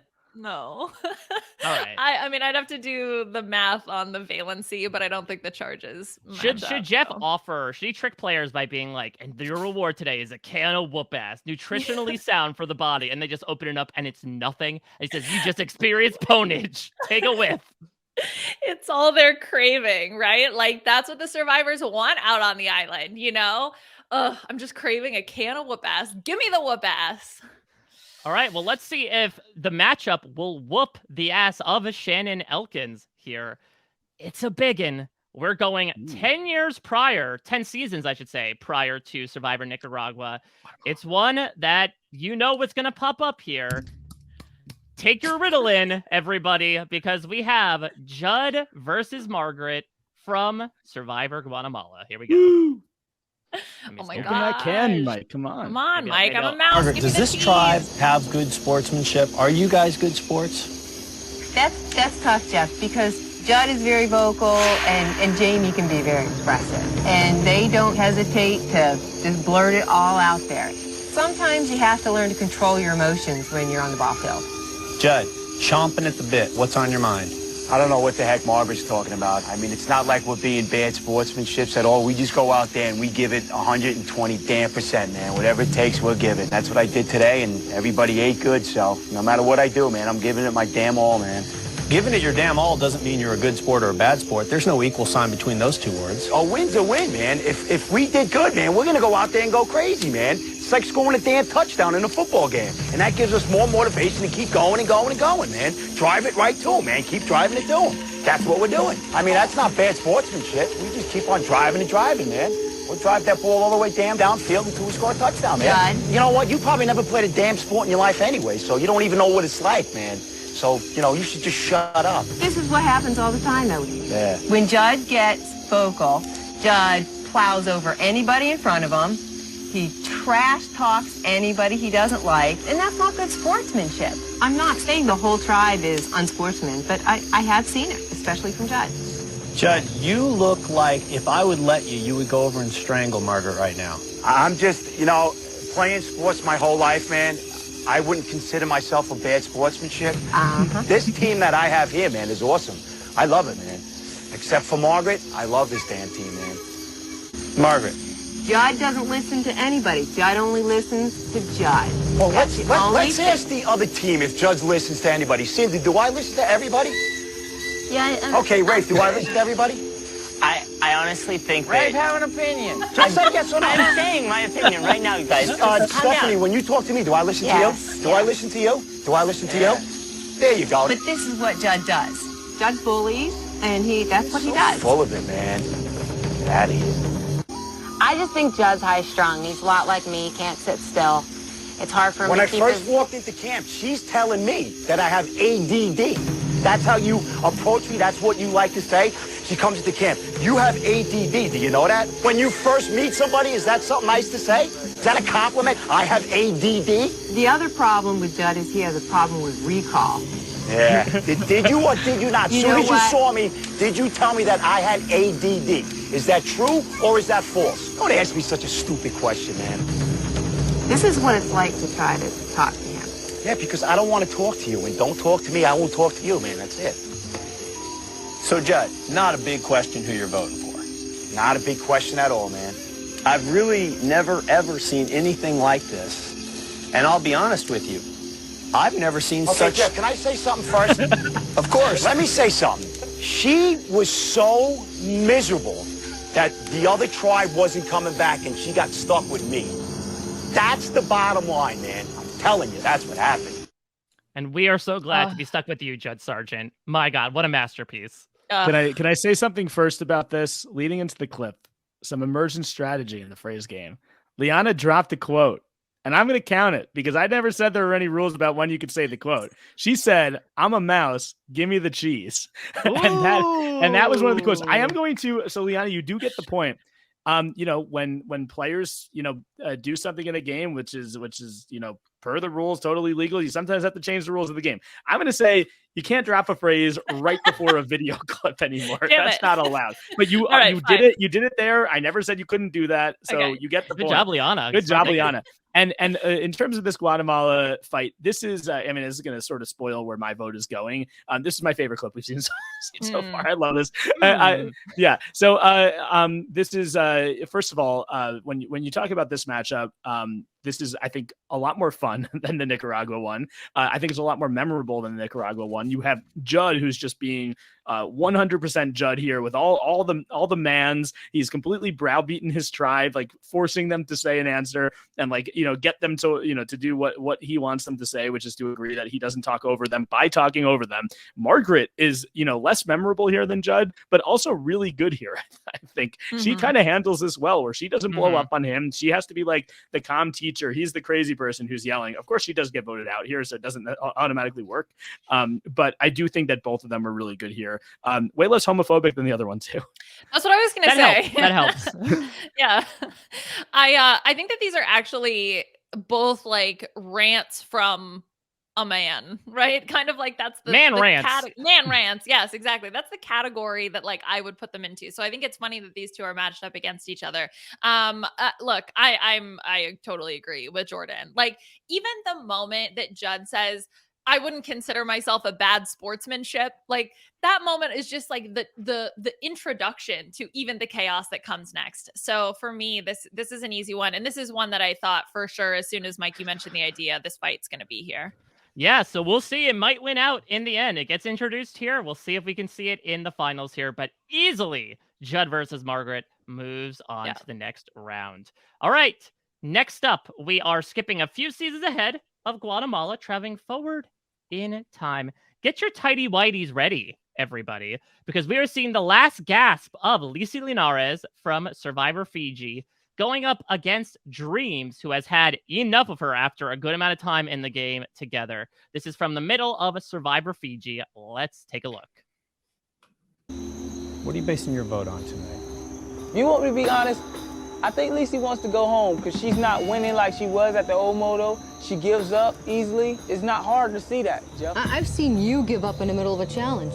You've never seen me give up. Okay. In your life, you'll never see me give up. I can't give up. It's not in me. It can't I've be seen in you me. not pull through when it was time to like pull through, like to bring out that stuff from underneath you. I saw you. Stuff? You don't even. Okay, I can't even do this, man. Like I said, Jeff, I think she wants to go home, and they call me a genie in the bottle because I grant wishes. Dreams, yes or no, has your will dipped? I'm glad you asked that. My will is so opposite of hers. Because I will fight. You get what I'm saying, Jeff? If I die, reciprocate me at the finish line. You know what I mean? Because the warriors that I fight with, we don't think we lose because we suck. So our spirit don't go down, her spirit goes down. So, Lisi, do you want to be here? Can I catch a break? I mean, there are times where you're just not up to it. I'm just being honest. Well, I'm sorry, Jeff. I really didn't get the answer to that question. Do she want to be here? She kind of moved around it, and I didn't understand it at all. Can you ask her again? You just did. What? Do you want to be here? Okay. It's a yes or no question, Lise. Do you want to be here, Alex? Yes. Do you want to be here, Gordo? You know it. Do you want to be here, Mookie? You see how simple the answers were? Okay, that's they fine. They didn't give me a shalinqua, shaquari, or soliloquy? Whatever. Yeah. They didn't give me one of those. That's how you so can I'm tell. at fault for being honest and saying I have to think for a minute. I have to just chill. Jeff, I'm ready to vote. Yeah, that was one of the main reasons why I wanted to bring it in, is because of the infamous Jeff, I'm ready to vote moment, which will show up a couple times actually in this listing. But yes, very happy for people like Gia Worthy to reciprocate discussion of Survivor Fiji, a very underrated season, especially for moments like this. Mm-hmm.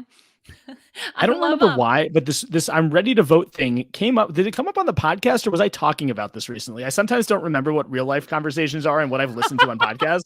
This has come up like very recently in my life, and I don't remember why. I probably just talked too much about Survivor. Well, because Porque no los dos. From the I'm ready to vote. Was it on the podcast? Did that just happen in the season? Didn't that like just happen? Well, we talked about how Jeff actually just asked Tika if they were ready to vote. Like, any final remarks before we go to vote? Okay, maybe. I don't know. I kind of remember talking about Dreams. I mean, look, I did the Freezy Forever podcast, but that was weeks ago. So I think it was more recent than that. And I did not do this episode. So I'm not sure, but it seems to be dreams, or maybe it's coming up in my dreams. There you go. Maybe. I think one moment that I really love from this is Lisi's reaction, where she like jumps to the side, Like, I don't know why, but I'm happy you included the video because that she moment like really made me spooked laugh. that she forgot that Dreams was there. Yeah, exactly.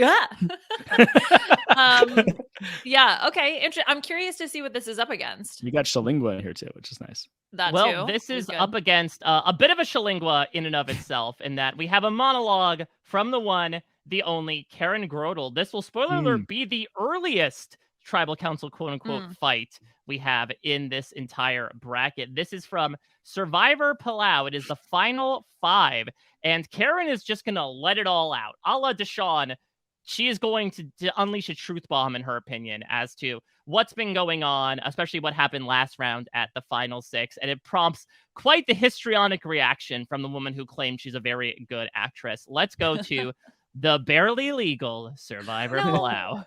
Mike, you gotta stop saying that, buddy. Talk about Survivor seasons with their legality of consent. Yeah, Mike's like Palau's the 10 season. Well, this season's a 10. The only 10 I see. Yeah.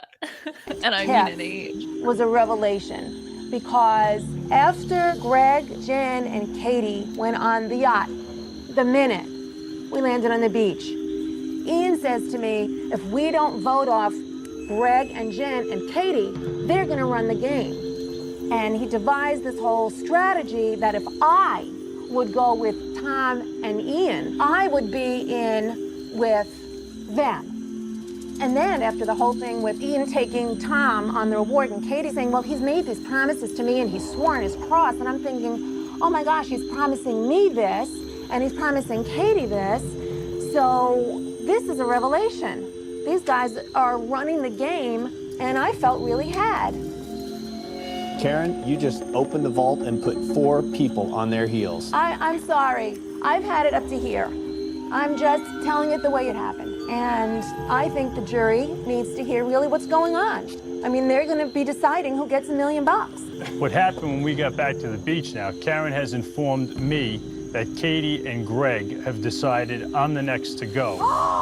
So they said it's her my and gosh. then me. Tom, you are such a liar.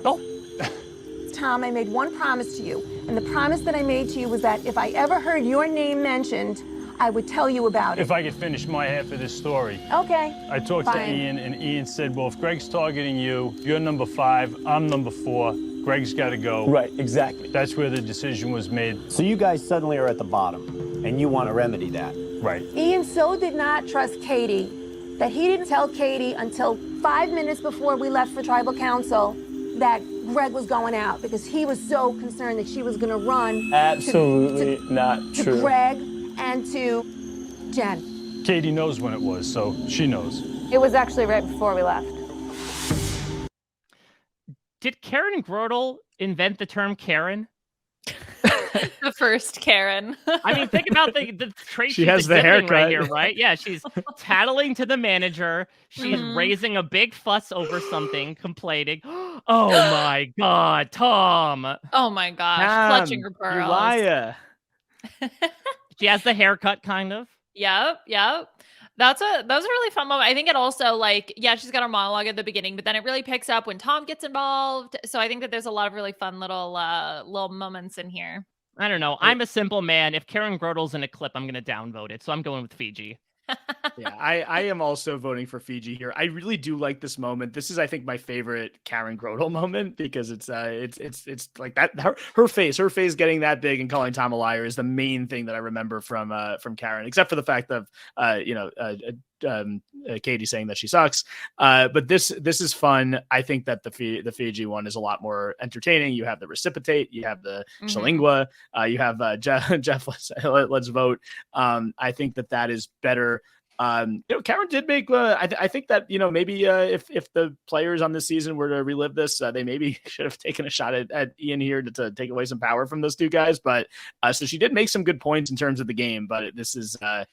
In terms of better fight, I'm going with the other one.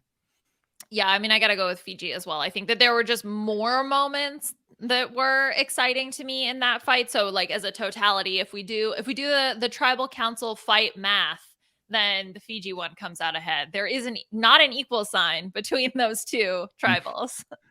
All right. Well, let's move on to our final matchup here. It's the final matchup. There we go. Thank you very much. And we are going to be welcomed in, actually, by someone who feels like maybe they would play in a rock band in a different life, because we are talking about Jean-Robert Boland versus his nemesis from Survivor China. It is Courtney Yates. Obviously, we knew the two of them couldn't stand each other. Here's one particular moment. There were so many to pick between, but I am excited about this one because it's probably the most infamous exchange, I would say, between the two of them in Survivor China. So yeah, I don't know if we'll encompass all of it. I stay 18, Jeff, and I'm a changed person. I mean, I find myself doing a little cooking, a little fire. Would that surprise you, Jean-Robert, if you found out that the people on the tribe didn't like you? I'm certain that some of the people do not like me. I'm a bad boy. Sometimes that happens. But even as a bad boy and being aggressive, I like the way I'm playing this game, and I think I'm doing just fine. Courtney, the look on your face, very smug. Bad boy, not quite the term I would have perhaps selected. But, it's always interesting to hear people talk about themselves and, like, really bad boy because you like poker or something. Do you have a Harley I don't know about? Would a Harley make Jean-Robert a bad boy? Well, I mean, bad boy, like, who do you think you are, Luke Perry? Like, what do you... How would you describe Jean-Robert, Courtney? I mean, we don't get along. We don't like each other. I think he walks around, he talks a lot, and jokes that aren't funny, a lot of judgments of other people, a lot of self-righteousness. I just think, like, that kind of stuff is, like, he's just a crappy person. And, yeah, I'm going to laugh at him when he's like, I'm a bad boy, but, I go out and get some fish now. Like, it's just funny. Yeah, Luke Perry, I think, coming from the era of whoop-ass, I would say. Oh my gosh, would a Harley make him a bad boy? Jeff asking the hard-hitting questions at Tribal. That could go on the list of like most random questions that Jeff has asked at Tribal. This is great. Anything Courtney Yates is going to be a lot of fun. She just completely cuts Jean-Robert down here. I think there's never been a survivor except for Rob Sesternino who's referred to themselves as a bad boy more than Jean-Robert does in this clip. So I think this could be a tough one to beat. This is such an iconic clip. Ugh. All right, well, let's finish off the first round here with a short one, but a good one. This is, I think, the other one that I saw the most submissions for, perhaps besides John and Margaret, when asked about what moments should I include in this bracket. It is from Survivor Blood versus Water, one of the most tense tribal councils we've seen. The showdown that ended in a 3 versus 3 rock draw because there were 6 people left in the game. Let's talk about some misattributed phrases and some debates on the vernacular. To rustle feathers, it was to rile Drew up. Ruffle feathers. You said rustle feathers. Russell, Ruffle, whatever, I don't care. Russell's the first name. Ruffle is... Rustle, R-U-S-T-L-E, rustling leaves. You can also rustle feathers.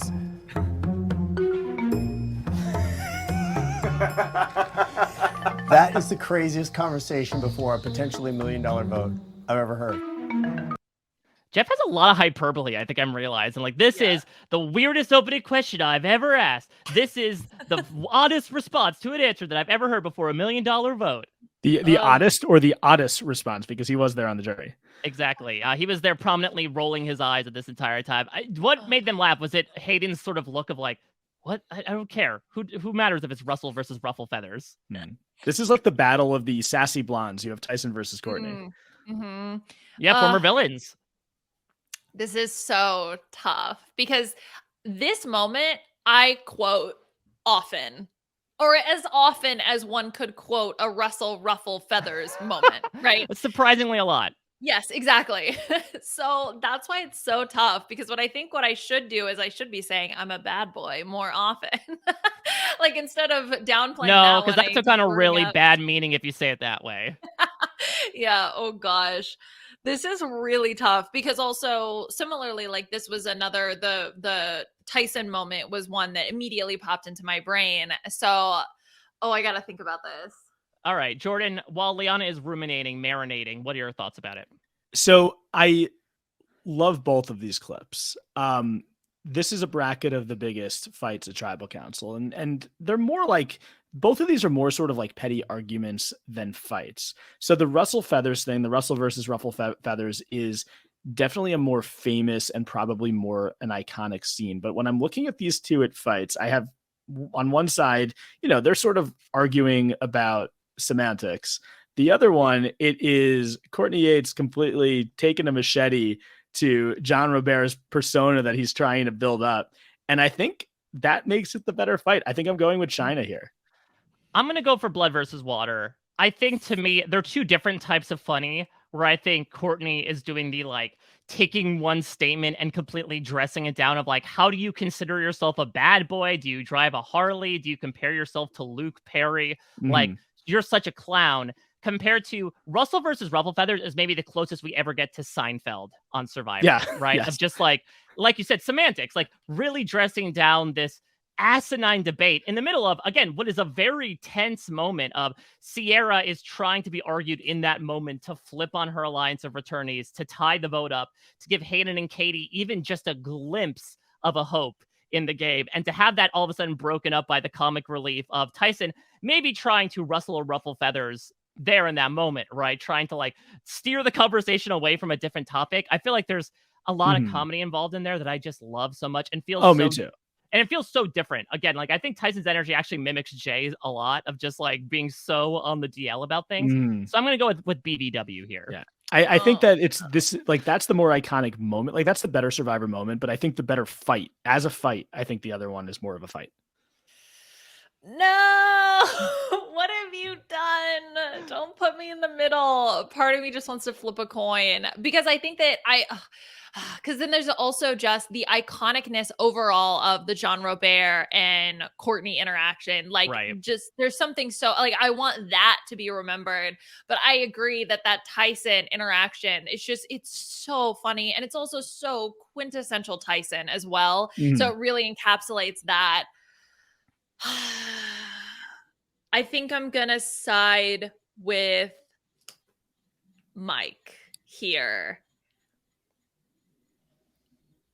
Yes. Do you feel good about it? Is that your final answer? Yes. No. Yeah. Yes. It's my final answer. But I do agree, Jordan, with what you're saying. You fucked up something good, Liana. I know we could have had something. I mean, Liana was doing her best Hannah impression there with yeah. No, I'm gonna. I need to go with. I think I need to go with Tyson in my heart of hearts.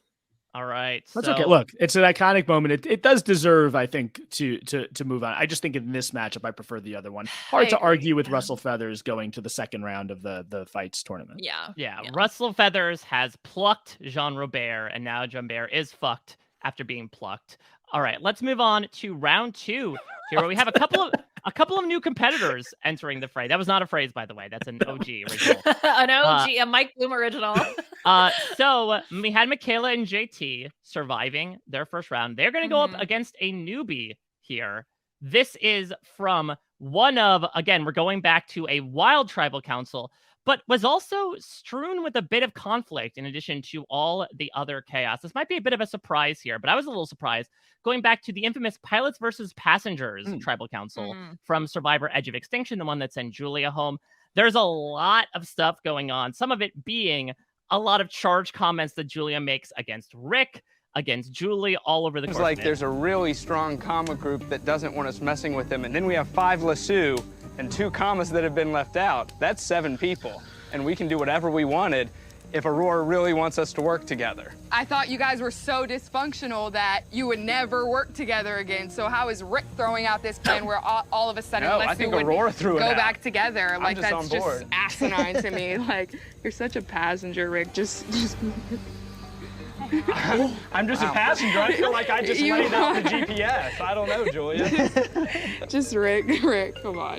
Let's talk about it. If it's my, There's too many looks going on all day today that I caught that you guys didn't think I caught. Julie. So I'm out. Julie, I'm you're out. freaking No, out. you know what? I've seen the looks, and Ron should know not to trust it. 100%. We're the only people that voted.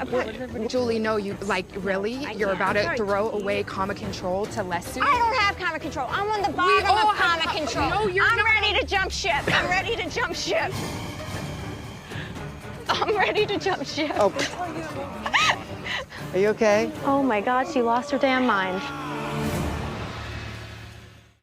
I've been on comma with you guys since day one, and if you think you can trust Lesu members moving forward... Who voted with you last tribal? Not Devins, them. you weren't even the target. David Julia, was. I know I'm not the target, but guess what? I'm in the pilot seat. Oh, I'm trying to drive. Go ahead, drive, buddy. Drive, buddy. Wow. I've never seen anything like it. Let's vote. Shut up, War Dog. Maybe that's what you were thinking of, Jordan. Yeah, maybe. So this is great. You have the whole Julie. I'm jumping ship, and you have the visual of her literally leaving and sitting in David Wright's lap like he's Santa Claus. Yes. What would So you have like, that. little girl? And then you have Julie, who you've already they've been using this metaphor of pilots versus passengers.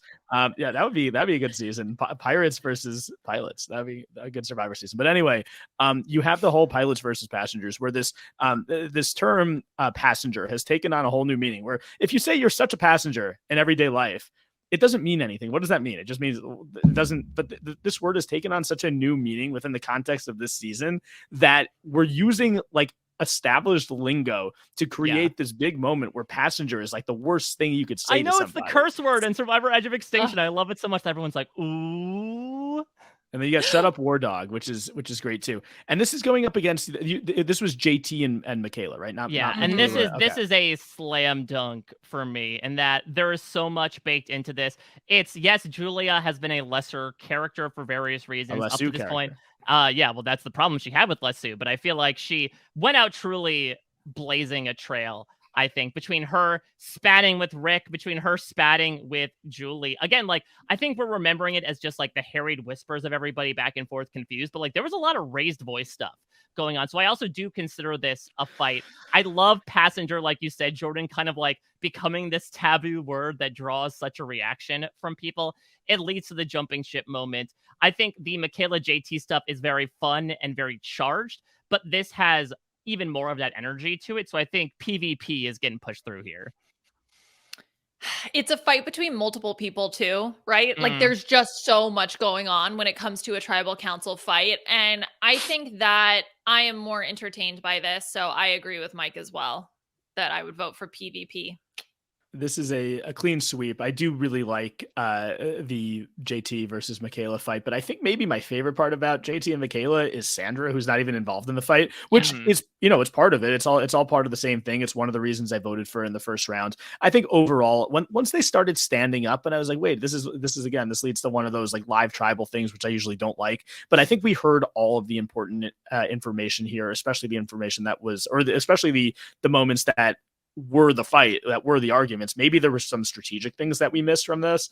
But in terms of actually being a fight, I think that this is definitely better. I'm on board with you guys here. I'm a passenger on your plane in regards to this fight. Yeah, so we go from Julie jumping ship. It ends up defeating the season that had a shipwreck on it as part of its logo. As Pilots versus Passengers moves on to the final four, it will be facing up against one of either Christina and Alicia. You're wrong, okay, so shut up. Versus Philip and Francesca, San Francisco Francesca. Liana, are you leaning one way or the other on this one? Oh my God. I would go probably. Oh my gosh. My gut is telling me to go with the Francesca of it all, because that tribal, I think, one, had more staying power in terms of the fandom, and just overall, there are so many wonderful little nuggets there. So I think that is where my gut is telling me to go, and I'm gonna trust my gut, just like Kellen. So in the first round, I voted for the One World Alicia versus Christina clip. I voted against Francesca versus Philip, but I think we're coming from a really strong bracket that Francesca and Philip were in. So I'm actually going to be voting for Redemption Island here, and I'm going to vote for them to move on against Alicia and Christina. Great fight, I think a really raw fight, but again, entertainment value. I think I got to go with Philip and Francesca. Right, because I think you could maybe say that there's more animosity in the One World fight, that there's maybe more anger than in Redemption Island, but I think that I don't know. Philip might be mad. No threats of like, if you come to my city, I'm gonna beat your ass, which is missing. But I do think that overall, just the entertainment value, as you said, is top tier for the Redemption Island one. So yeah, it's a battle of 2 episode 1 tribal councils, ironically enough. But it's going to go to Francesca versus Philip for me. I think it ties in a lot of aspects between like iconic lines from it and memes, be it "you're wrong, okay, so shut up" versus Francesca. And maybe the tiebreaker comes down to like long-lasting legacy. And I will again say that this is an important part of the history for both of the characters in Philip and Francesca. Maybe it is by default for Christina and Alicia, but I do feel like they do not stand up nearly to those two. I mean, those two are favorites for a reason, I suppose. So it's going to go to Philip and Francesca here. They make it to the final 4. Okay. Whew. All right.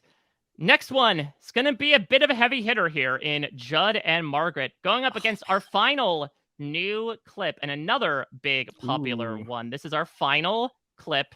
It is from that similar episode 2 Tribal Council of Survivor Nicaragua.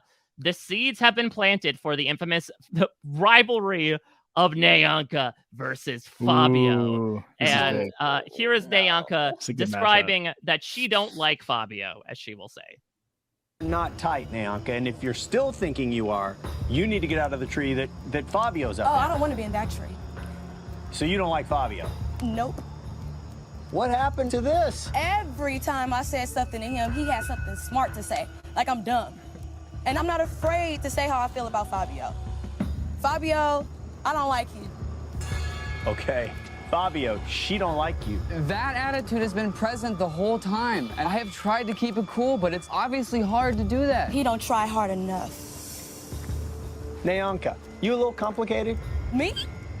No. Am I? Can we vote? Can we? Everyone's asking if they can vote. Can we vote? I think everyone, like, in the moment, they want it, like they're in this fight, they're so in it, but then they kind of realize they're playing a social game, and I think they just want to like end it at that point. People are very averse to any sort of confrontation once they realize what's really going on. They're kind of maybe putting themselves in a bad spot within the game that they're playing.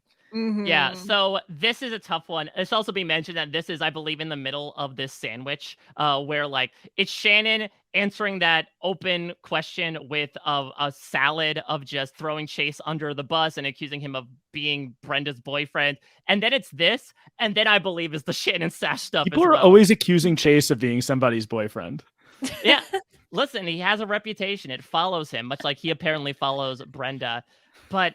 I feel bad for Fabio and Nyanka because it's such a fun dynamic where Fabio, again, has no part of it. He's like, why does this woman hate me? She's the one that steals his socks. Like, he is such a victim here of one of many Nyanka's victims.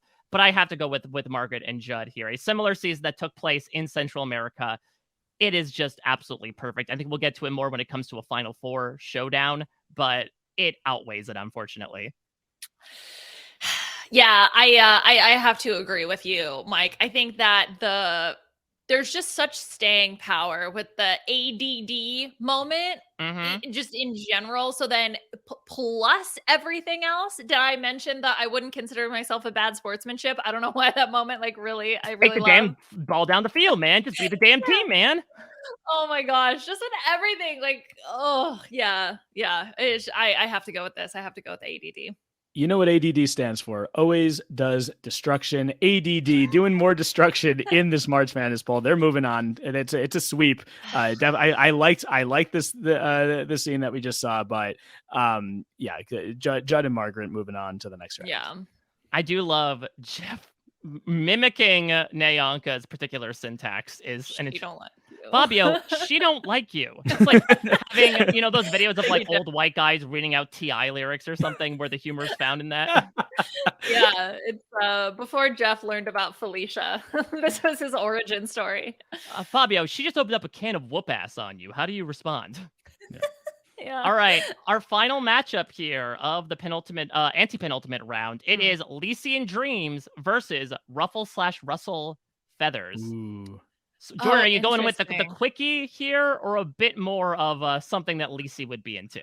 Well, I'm always down with a quickie, but I'm gonna say that between these two, Russell and I feel weird voting against it twice in a row because it is such an iconic scene. But as a fight, like I think it's more of an argument than a fight, and I do love it. It's more memorable and more iconic, but I think I am going with Fiji here. I think I'm going to go with Lisi and Dreams.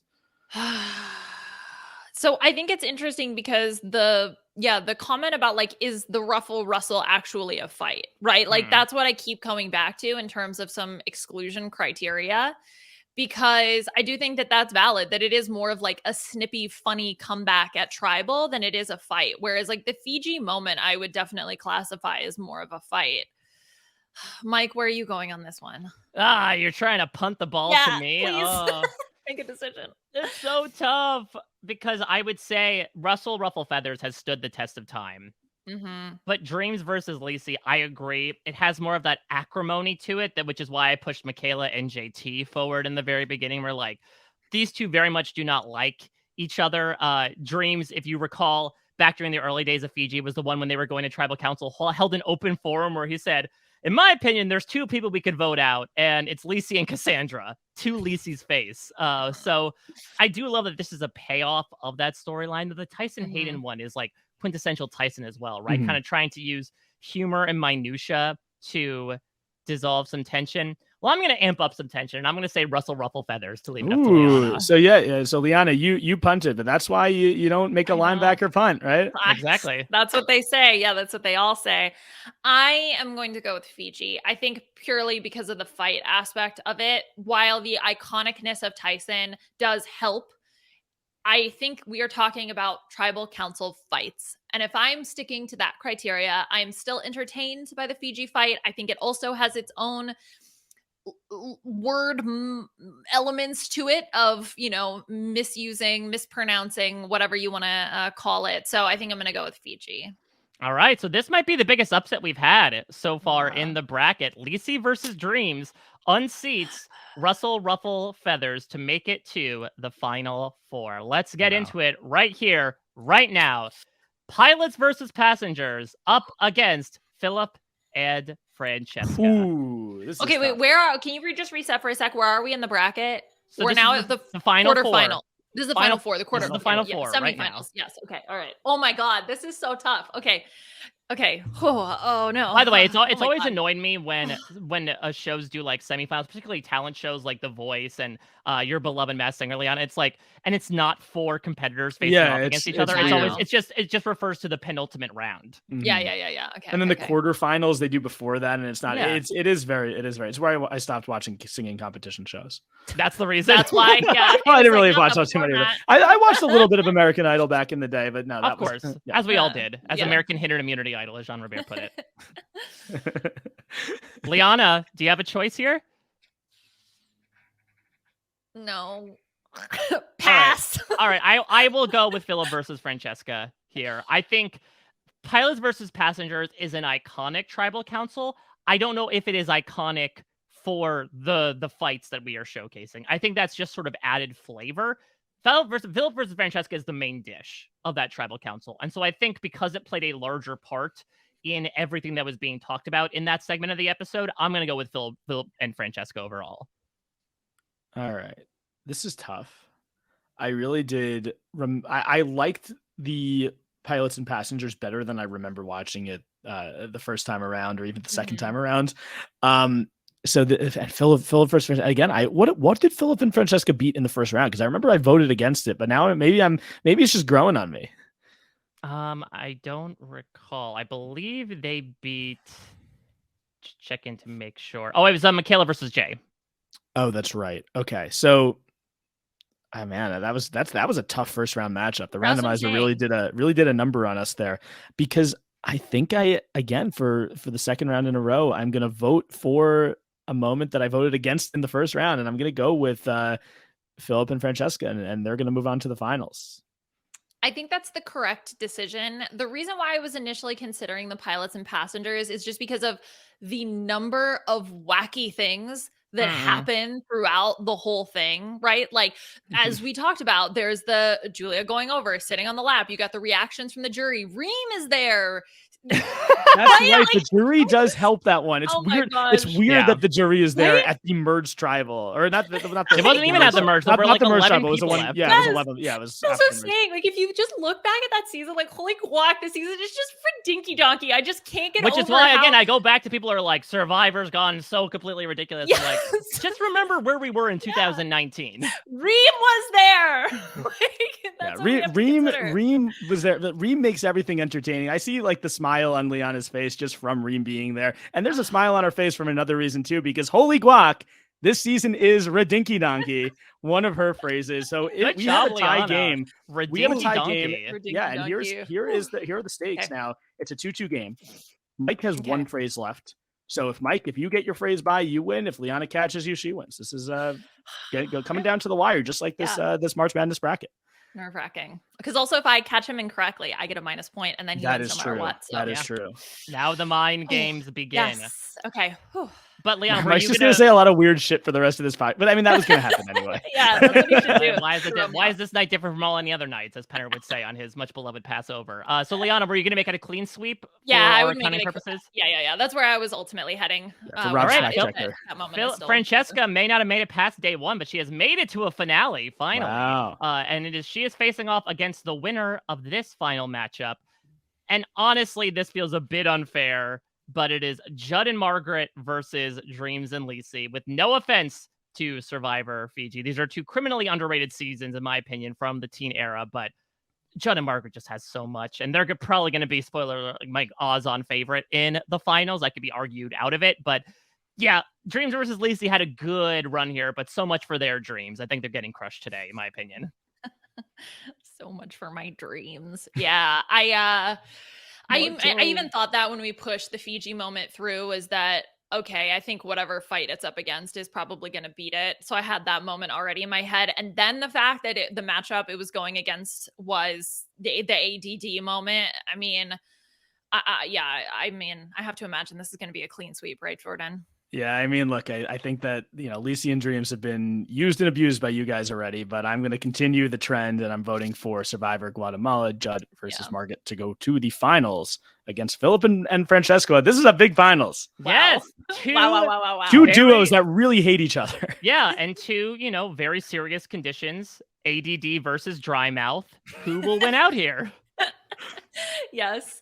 Oh, gosh. Oh my gosh. Do we even have to pick a winner? This really is the champion of all champions. Well, does anybody have any other things they want to say? Or we could do this Renap style and just do 3, 2, 1, and you say either Guatemala or Redemption Island. Again, another season that actually took place probably a hop, skip, and a jump from Guatemala proper. Well, okay, so let me just think here, because I want to make sure I think this out. I don't want to be accused of any sort of bias towards Survivor Guatemala, which has long been rumored to be one of my favorite season for a long time. This is definitely one of the moments of why I think Guatemala is an underrated season, and you get this fight here between Judd and Margaret, but in its own right, Philip versus Francesca, not as good of a season, but this moment was huge here, and I might argue it's the best moment of Survivor Redemption Island. I think it might be. They should have just quit after one episode. I mean, I really think my 3 favorite moments here were Jay and Michaela, which lost to Philip versus Francesca, and I believe that was the first round, right? The first round, yeah. And these two that have made it to the finals. So it's not so cut and dry for me. I really think I could go either way here, or maybe I'm just trying to build up suspense because maybe I do know what I'm going to do. Oh, are you doing? Let's vote, Jeff. Let's vote. Yeah, I think maybe in the spirit of the game we might just vote. Yeah, maybe Jordan's the one like providing the fluffy confessionals of I don't know which way I'm gonna go, when he very much knows it and he's just trying to create that content to make Tribal Council surprising. I've always thought that if I got on Survivor, I would be giving production that material to work with, because in my head I'd be thinking, okay, I want to get invited for a second time. I'm going to be like an editor and production favorite, where if I'm giving them all this stuff in confessionals that they could use, maybe they'll want me back. I'm doing them a solid. So here's what we'll do. We'll count down. I'll count 3, 2, 1, and we'll say either ADD or Francesca. And that will indicate which one we are voting for. Again, you are voting for a winner. Ooh. Okay. Here we go. Ready? Okay. 3, 2, 1. ADD. Ooh. Oh, ADD wins 2-1. Now, Liana, Yeah. was this a sympathy vote, or did you actually want Philip and Francesca to win? I think that more people quote Francesca than they quote ADD. Although I will say the Judd moment of like, I listened to other people on my tribe and immediately cutting everybody off. So good. Like that's a non-remembered but underrated, fantastic moment. So I think that because of the timelessness of the Redemption Island one and the fact that it is the best moment of the season, although I think you could argue that that's the best season or moment of Guatemala as well. I went with that, but I'm happy with the winner. I think this was a good final round. Still a good night. Yeah, absolutely. So congratulations to Margaret and Judd for winning the best fight in Survivor history. And people are not talking about Margaret Bobanich in our year 2023. They should be. She was good here too. Like Judd is the one that really makes this the best moment, but Margaret also has a part to play here. She does a good job. And as any time when something from Survivor Guatemala wins a tournament or a ranking, I must do the pancake. There we go. Well, what is interesting is that the more I'm thinking about Margaret, the more she did her own medical job, much like the premiere of Survivor 44. Remember, due to that trek, like Bobby John was having a seizure and Blake was puking his guts out and Jim a la Matthew injured his bicep. And like Margaret was there the entire time treating Oh, them. yeah. She was like Florence Nightingale. That's what they call her, right? Yes. Margaret Florence Nightingale. That's her real first name. Liana, what are you doing? That was such a weird thing to say, but I don't want to say anything. With the Florence Nightingale? No, she did her own medical something. What did you say? That was such a weird phrase. But I'm not saying anything. Not saying anything. Can we just vote, Jeff? Can we just vote? All right. Well, that's going to bring us to the conclusion of our proceedings here on the B&B. You know what I'm going to do? Actually, I'm going to continue to keep splitting babies here. We love cutting babies in half here on the B&B. And I'm purposely going to withhold my phrase so that we end things in a tie. Because my third phrase was not to cob my own corn, but I make a pretty mean corn on the cob, which would not have gotten at all across. Wait. Not to cob my own corn is iconic. Oh my God. Not to cob my own corn. Not to cob my own corn. But, I will say this. Thank you for calling it iconic, because I did say this yesterday in conversation with a friend. We both I don't even know, but it's the minute I said it, we both cracked up and we're like, and then I thought to myself, I got to use this in the game. And unfortunately, I don't know how you would have gotten this past Liana. Because it's amazing. Yeah. The problem is the second part of the phrase. Because what was it? Not to cob my own corn, but I make the best corn on the cob. I make a pretty mean corn on the cob. I make a pretty mean corn on the cob. Which would have been like not passing bullshit in general. Even if I said I make good corn on the cob, they say, I don't believe you. I don't think you're a good corn guy. But not to cob my own corn. I feel like I need to start saying that. Like, Seeds Baby has become, it's still amazing. It's still iconic. It's still on a t-shirt. Become maybe a little bit old. It's from like early pandemic, right? Yeah, now it's overplayed. I need a post-pandemic phrase for I joining need a us. Now, food-related post-pandemic phrase, yes. I will just warn you, cob, according to dictionary.com, does mean to beat, especially on the buttocks. So you are saying that you can spank corn, and that's a skill you want to talk up. Okay, so my like Urban Dictionary interpretation was like not to cob my own corn. Oh, I don't know which one I'd rather have. A different kind of spanking. Yeah. So anyway, okay, great. Yeah. Son, it's about time you learned to cob your own corn. What do people say? Like not to toot. It's like not to toot my own horn. Not to toot my own horn. Yeah, but it's a way more fun version. Cob my own yes, horn. Yeah. It's a way more explicit version. Yes. Can I explain the phrases now that I used? That's the only one that I came up with. I usually for the past have used a randomizer, but I think that randomizer I've used, I think I've like kind of I think I've sort of like gotten the gold from that site. A lot of them get repeated on the site, and I think I've used the best ones that could really be kind of worked in. So that one is something I said. The other ones are all from the well-known web series from the 2000s, Jake and Amir, College Humor. I don't know if you guys ever watched this. I think you would both like it. I've heard of Jake and Amir before. Yeah, so the and I've rest of actually these are checked all out some Jake stuff and Amir that they've done. I feel like that's the era of the can of whoop ass is Jake and Amir. I think they're from that era. I think these two this like got me through like high school and college. I loved watching it. My brother and I super into Jake and Amir. So yeah, living on borrowed time, pretty chill, pretty poetic. That was from there. I'm a mouse. Give me the cheese. This pool party is going swimmingly. Yeah, this is all from that. My life has been a whirlwind since Passover. Wow. Holy Guac is a very famous one. Jordan cribbing or cobbing from that series. Jake and Amir, everything old is new again between them and Margaret. Not to cob my own corn, but I make some pretty good recommendations in terms of online videos.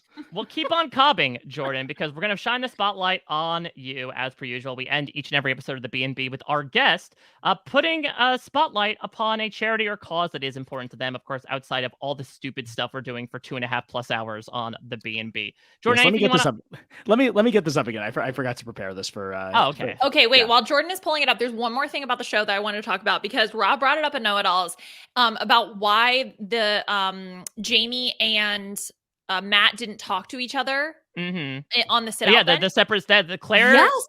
Claire doubled the bench budget. The reward challenge, they're sitting super far apart. Kane is all the way up by Jeff and Franny is like way back down by the actual like slingshotty things. So I was like, was this a conscious decision? The production was like, okay, we can't have these people talking to each other. They need to sit far apart or something because it seemed like very obvious. Like Matt and Jamie were literally on two different floating things like far away from each other. I 100% think so. I think it's something where it's not akin to like when you lock down and go to tribal council, you shouldn't talk to each other, but like kind of similar of every conversation they want to be accounted for. And I would imagine that they are not keeping a camera focused on the sit-outs. They're more so focusing on everything to do with the challenge.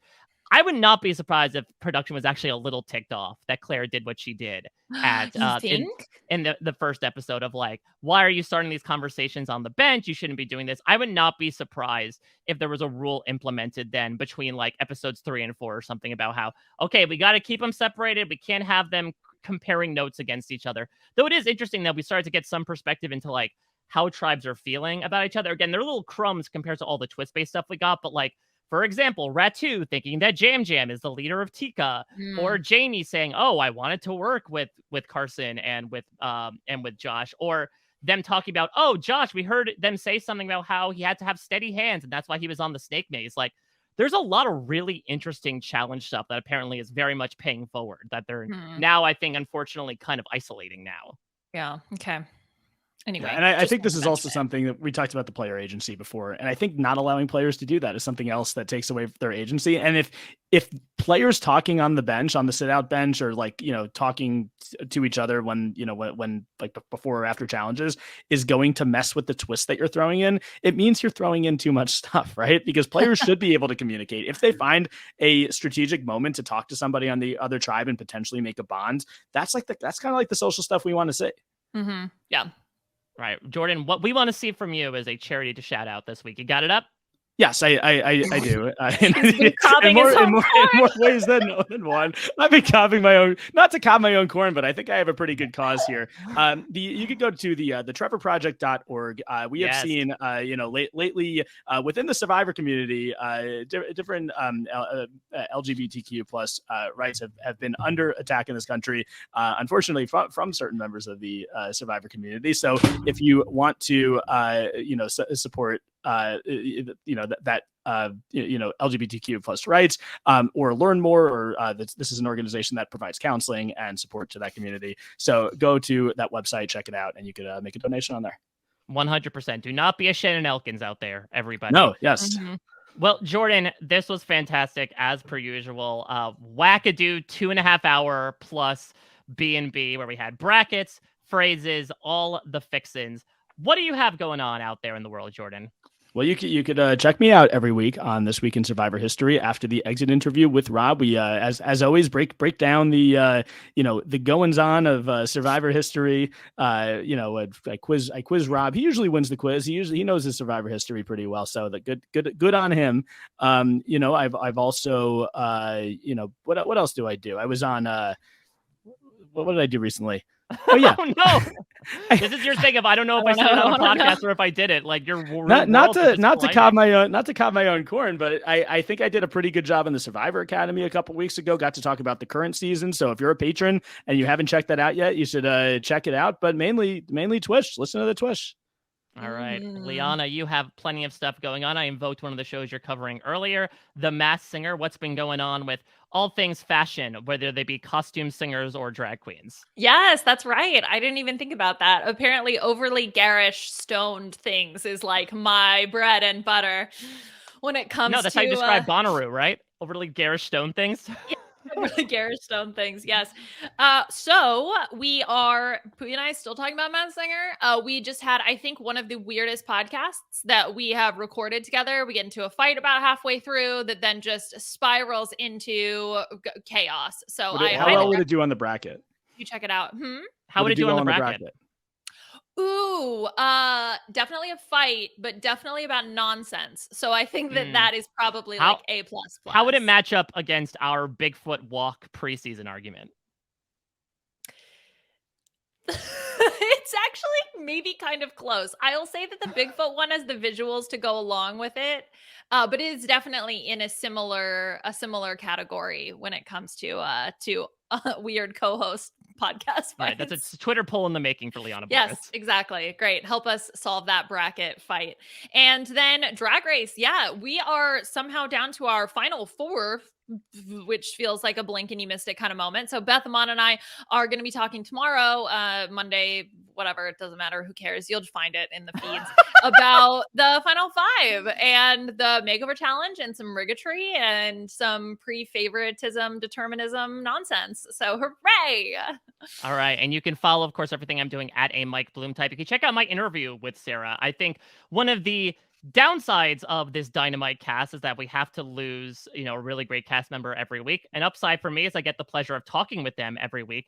Sarah was no different. She shed a lot of light as to this unseen rift that happened between her and Carolyn, which served as, I think, one big reason why Carolyn does end up voting her out. Gives her perspective about everything that happened with going to the summit, getting the inheritance advantage, her plan going into that tribal council and beyond. Had a really great time talking with Sarah. That's over at parade.com.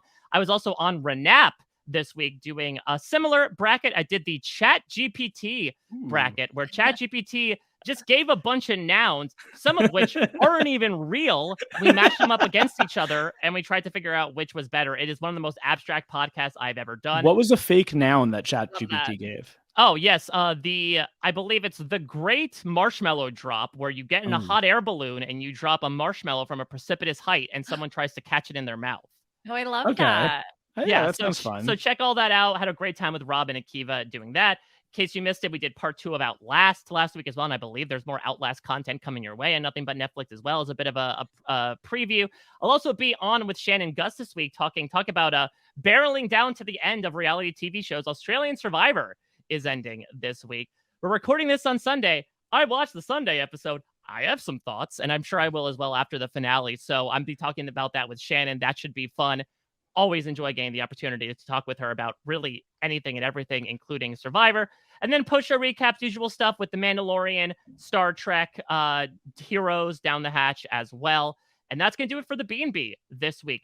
Next week, we are welcoming in a debut guest, Jordan, a fellow member of our Black Widow Brigade, Dr. Amanda Rabinowitz. Oh, that's going to be a lot of fun. So, Mike, you and I are, of course, going to be hosting that. Liana is going to go back to wherever she came from, and we're going to be hosting that as the two hosts of the B&B, or the B&K, like I like to call it. Yes, we had it our way. At least I did with the bracket in Guatemala winning. Liana Wowie, just a fantastic guest. No, Jordan. Did you say you're going to wait? Are you podcasting with Shannon Gates or Shannon Gus or Shannon Elkins? Well, wowie. I forgot which one you said. I know you podcast with both pretty regularly. So. Oh yeah, nope. Disavow. This bit. Dragon fruit. I'm not putting Shannon within my solar system, let alone my orbit. No. I think it would probably in terms of people in the Survivor universe named Shannon. I think Shannon Gus would win my March Madness bracket way over Shannon Elkins. Is Shan a Shannon? No, she was Chantel. Yeah, she was Chantel. So I think it depends, right? It's all like the Robs versus Johns of like, Yeah. Does a Robin count if they go by Rob? Again, semantics going back to Russell versus Ruffle Feathers. But next week, Dr. Amanda, we're going to get into everything from episode 5. Not sure what's going to happen. Is this the last pre-merge episode? To Liana's point, what will happen with Matthew's shoulder? Will another idol be used? Will Tika go back to tribal council? Lots of questions to hopefully be answered. I know that Survivor 44 is a bit of a hot button issue with everything that's been going on, but I hope that no matter what our feelings are, we have served as some sort of silly salve, perhaps, to a lot of questionable things that may be going on with this season. We've been having a great time with this cast, with this season, and with the podcast proper. Of course, if you have any game ideas, you can email us, rhapbnb@gmail.com, or use hashtag rhapbnb. We are open to any and all suggestions, including, maybe I'll tease this for next week, that Derek, who works behind the scenes at RHAP, sent Liana and I a Chat GPT tribal council fight, maybe as a bit of a holdover into next week. We can read from that script. And not enough time to do it this week, but it was very, very fun. So we'll do that along with a bunch of other stuff with Dr. Amanda as well next week, and maybe some of your games if you send it in. Special thanks to Scott St. Pierre for editing everything behind the scenes, Will from America for his fantastic theme song. Next week, episode 5 of Survivor 44 with Dr. Amanda. Until then, we'll check you out at your next stay.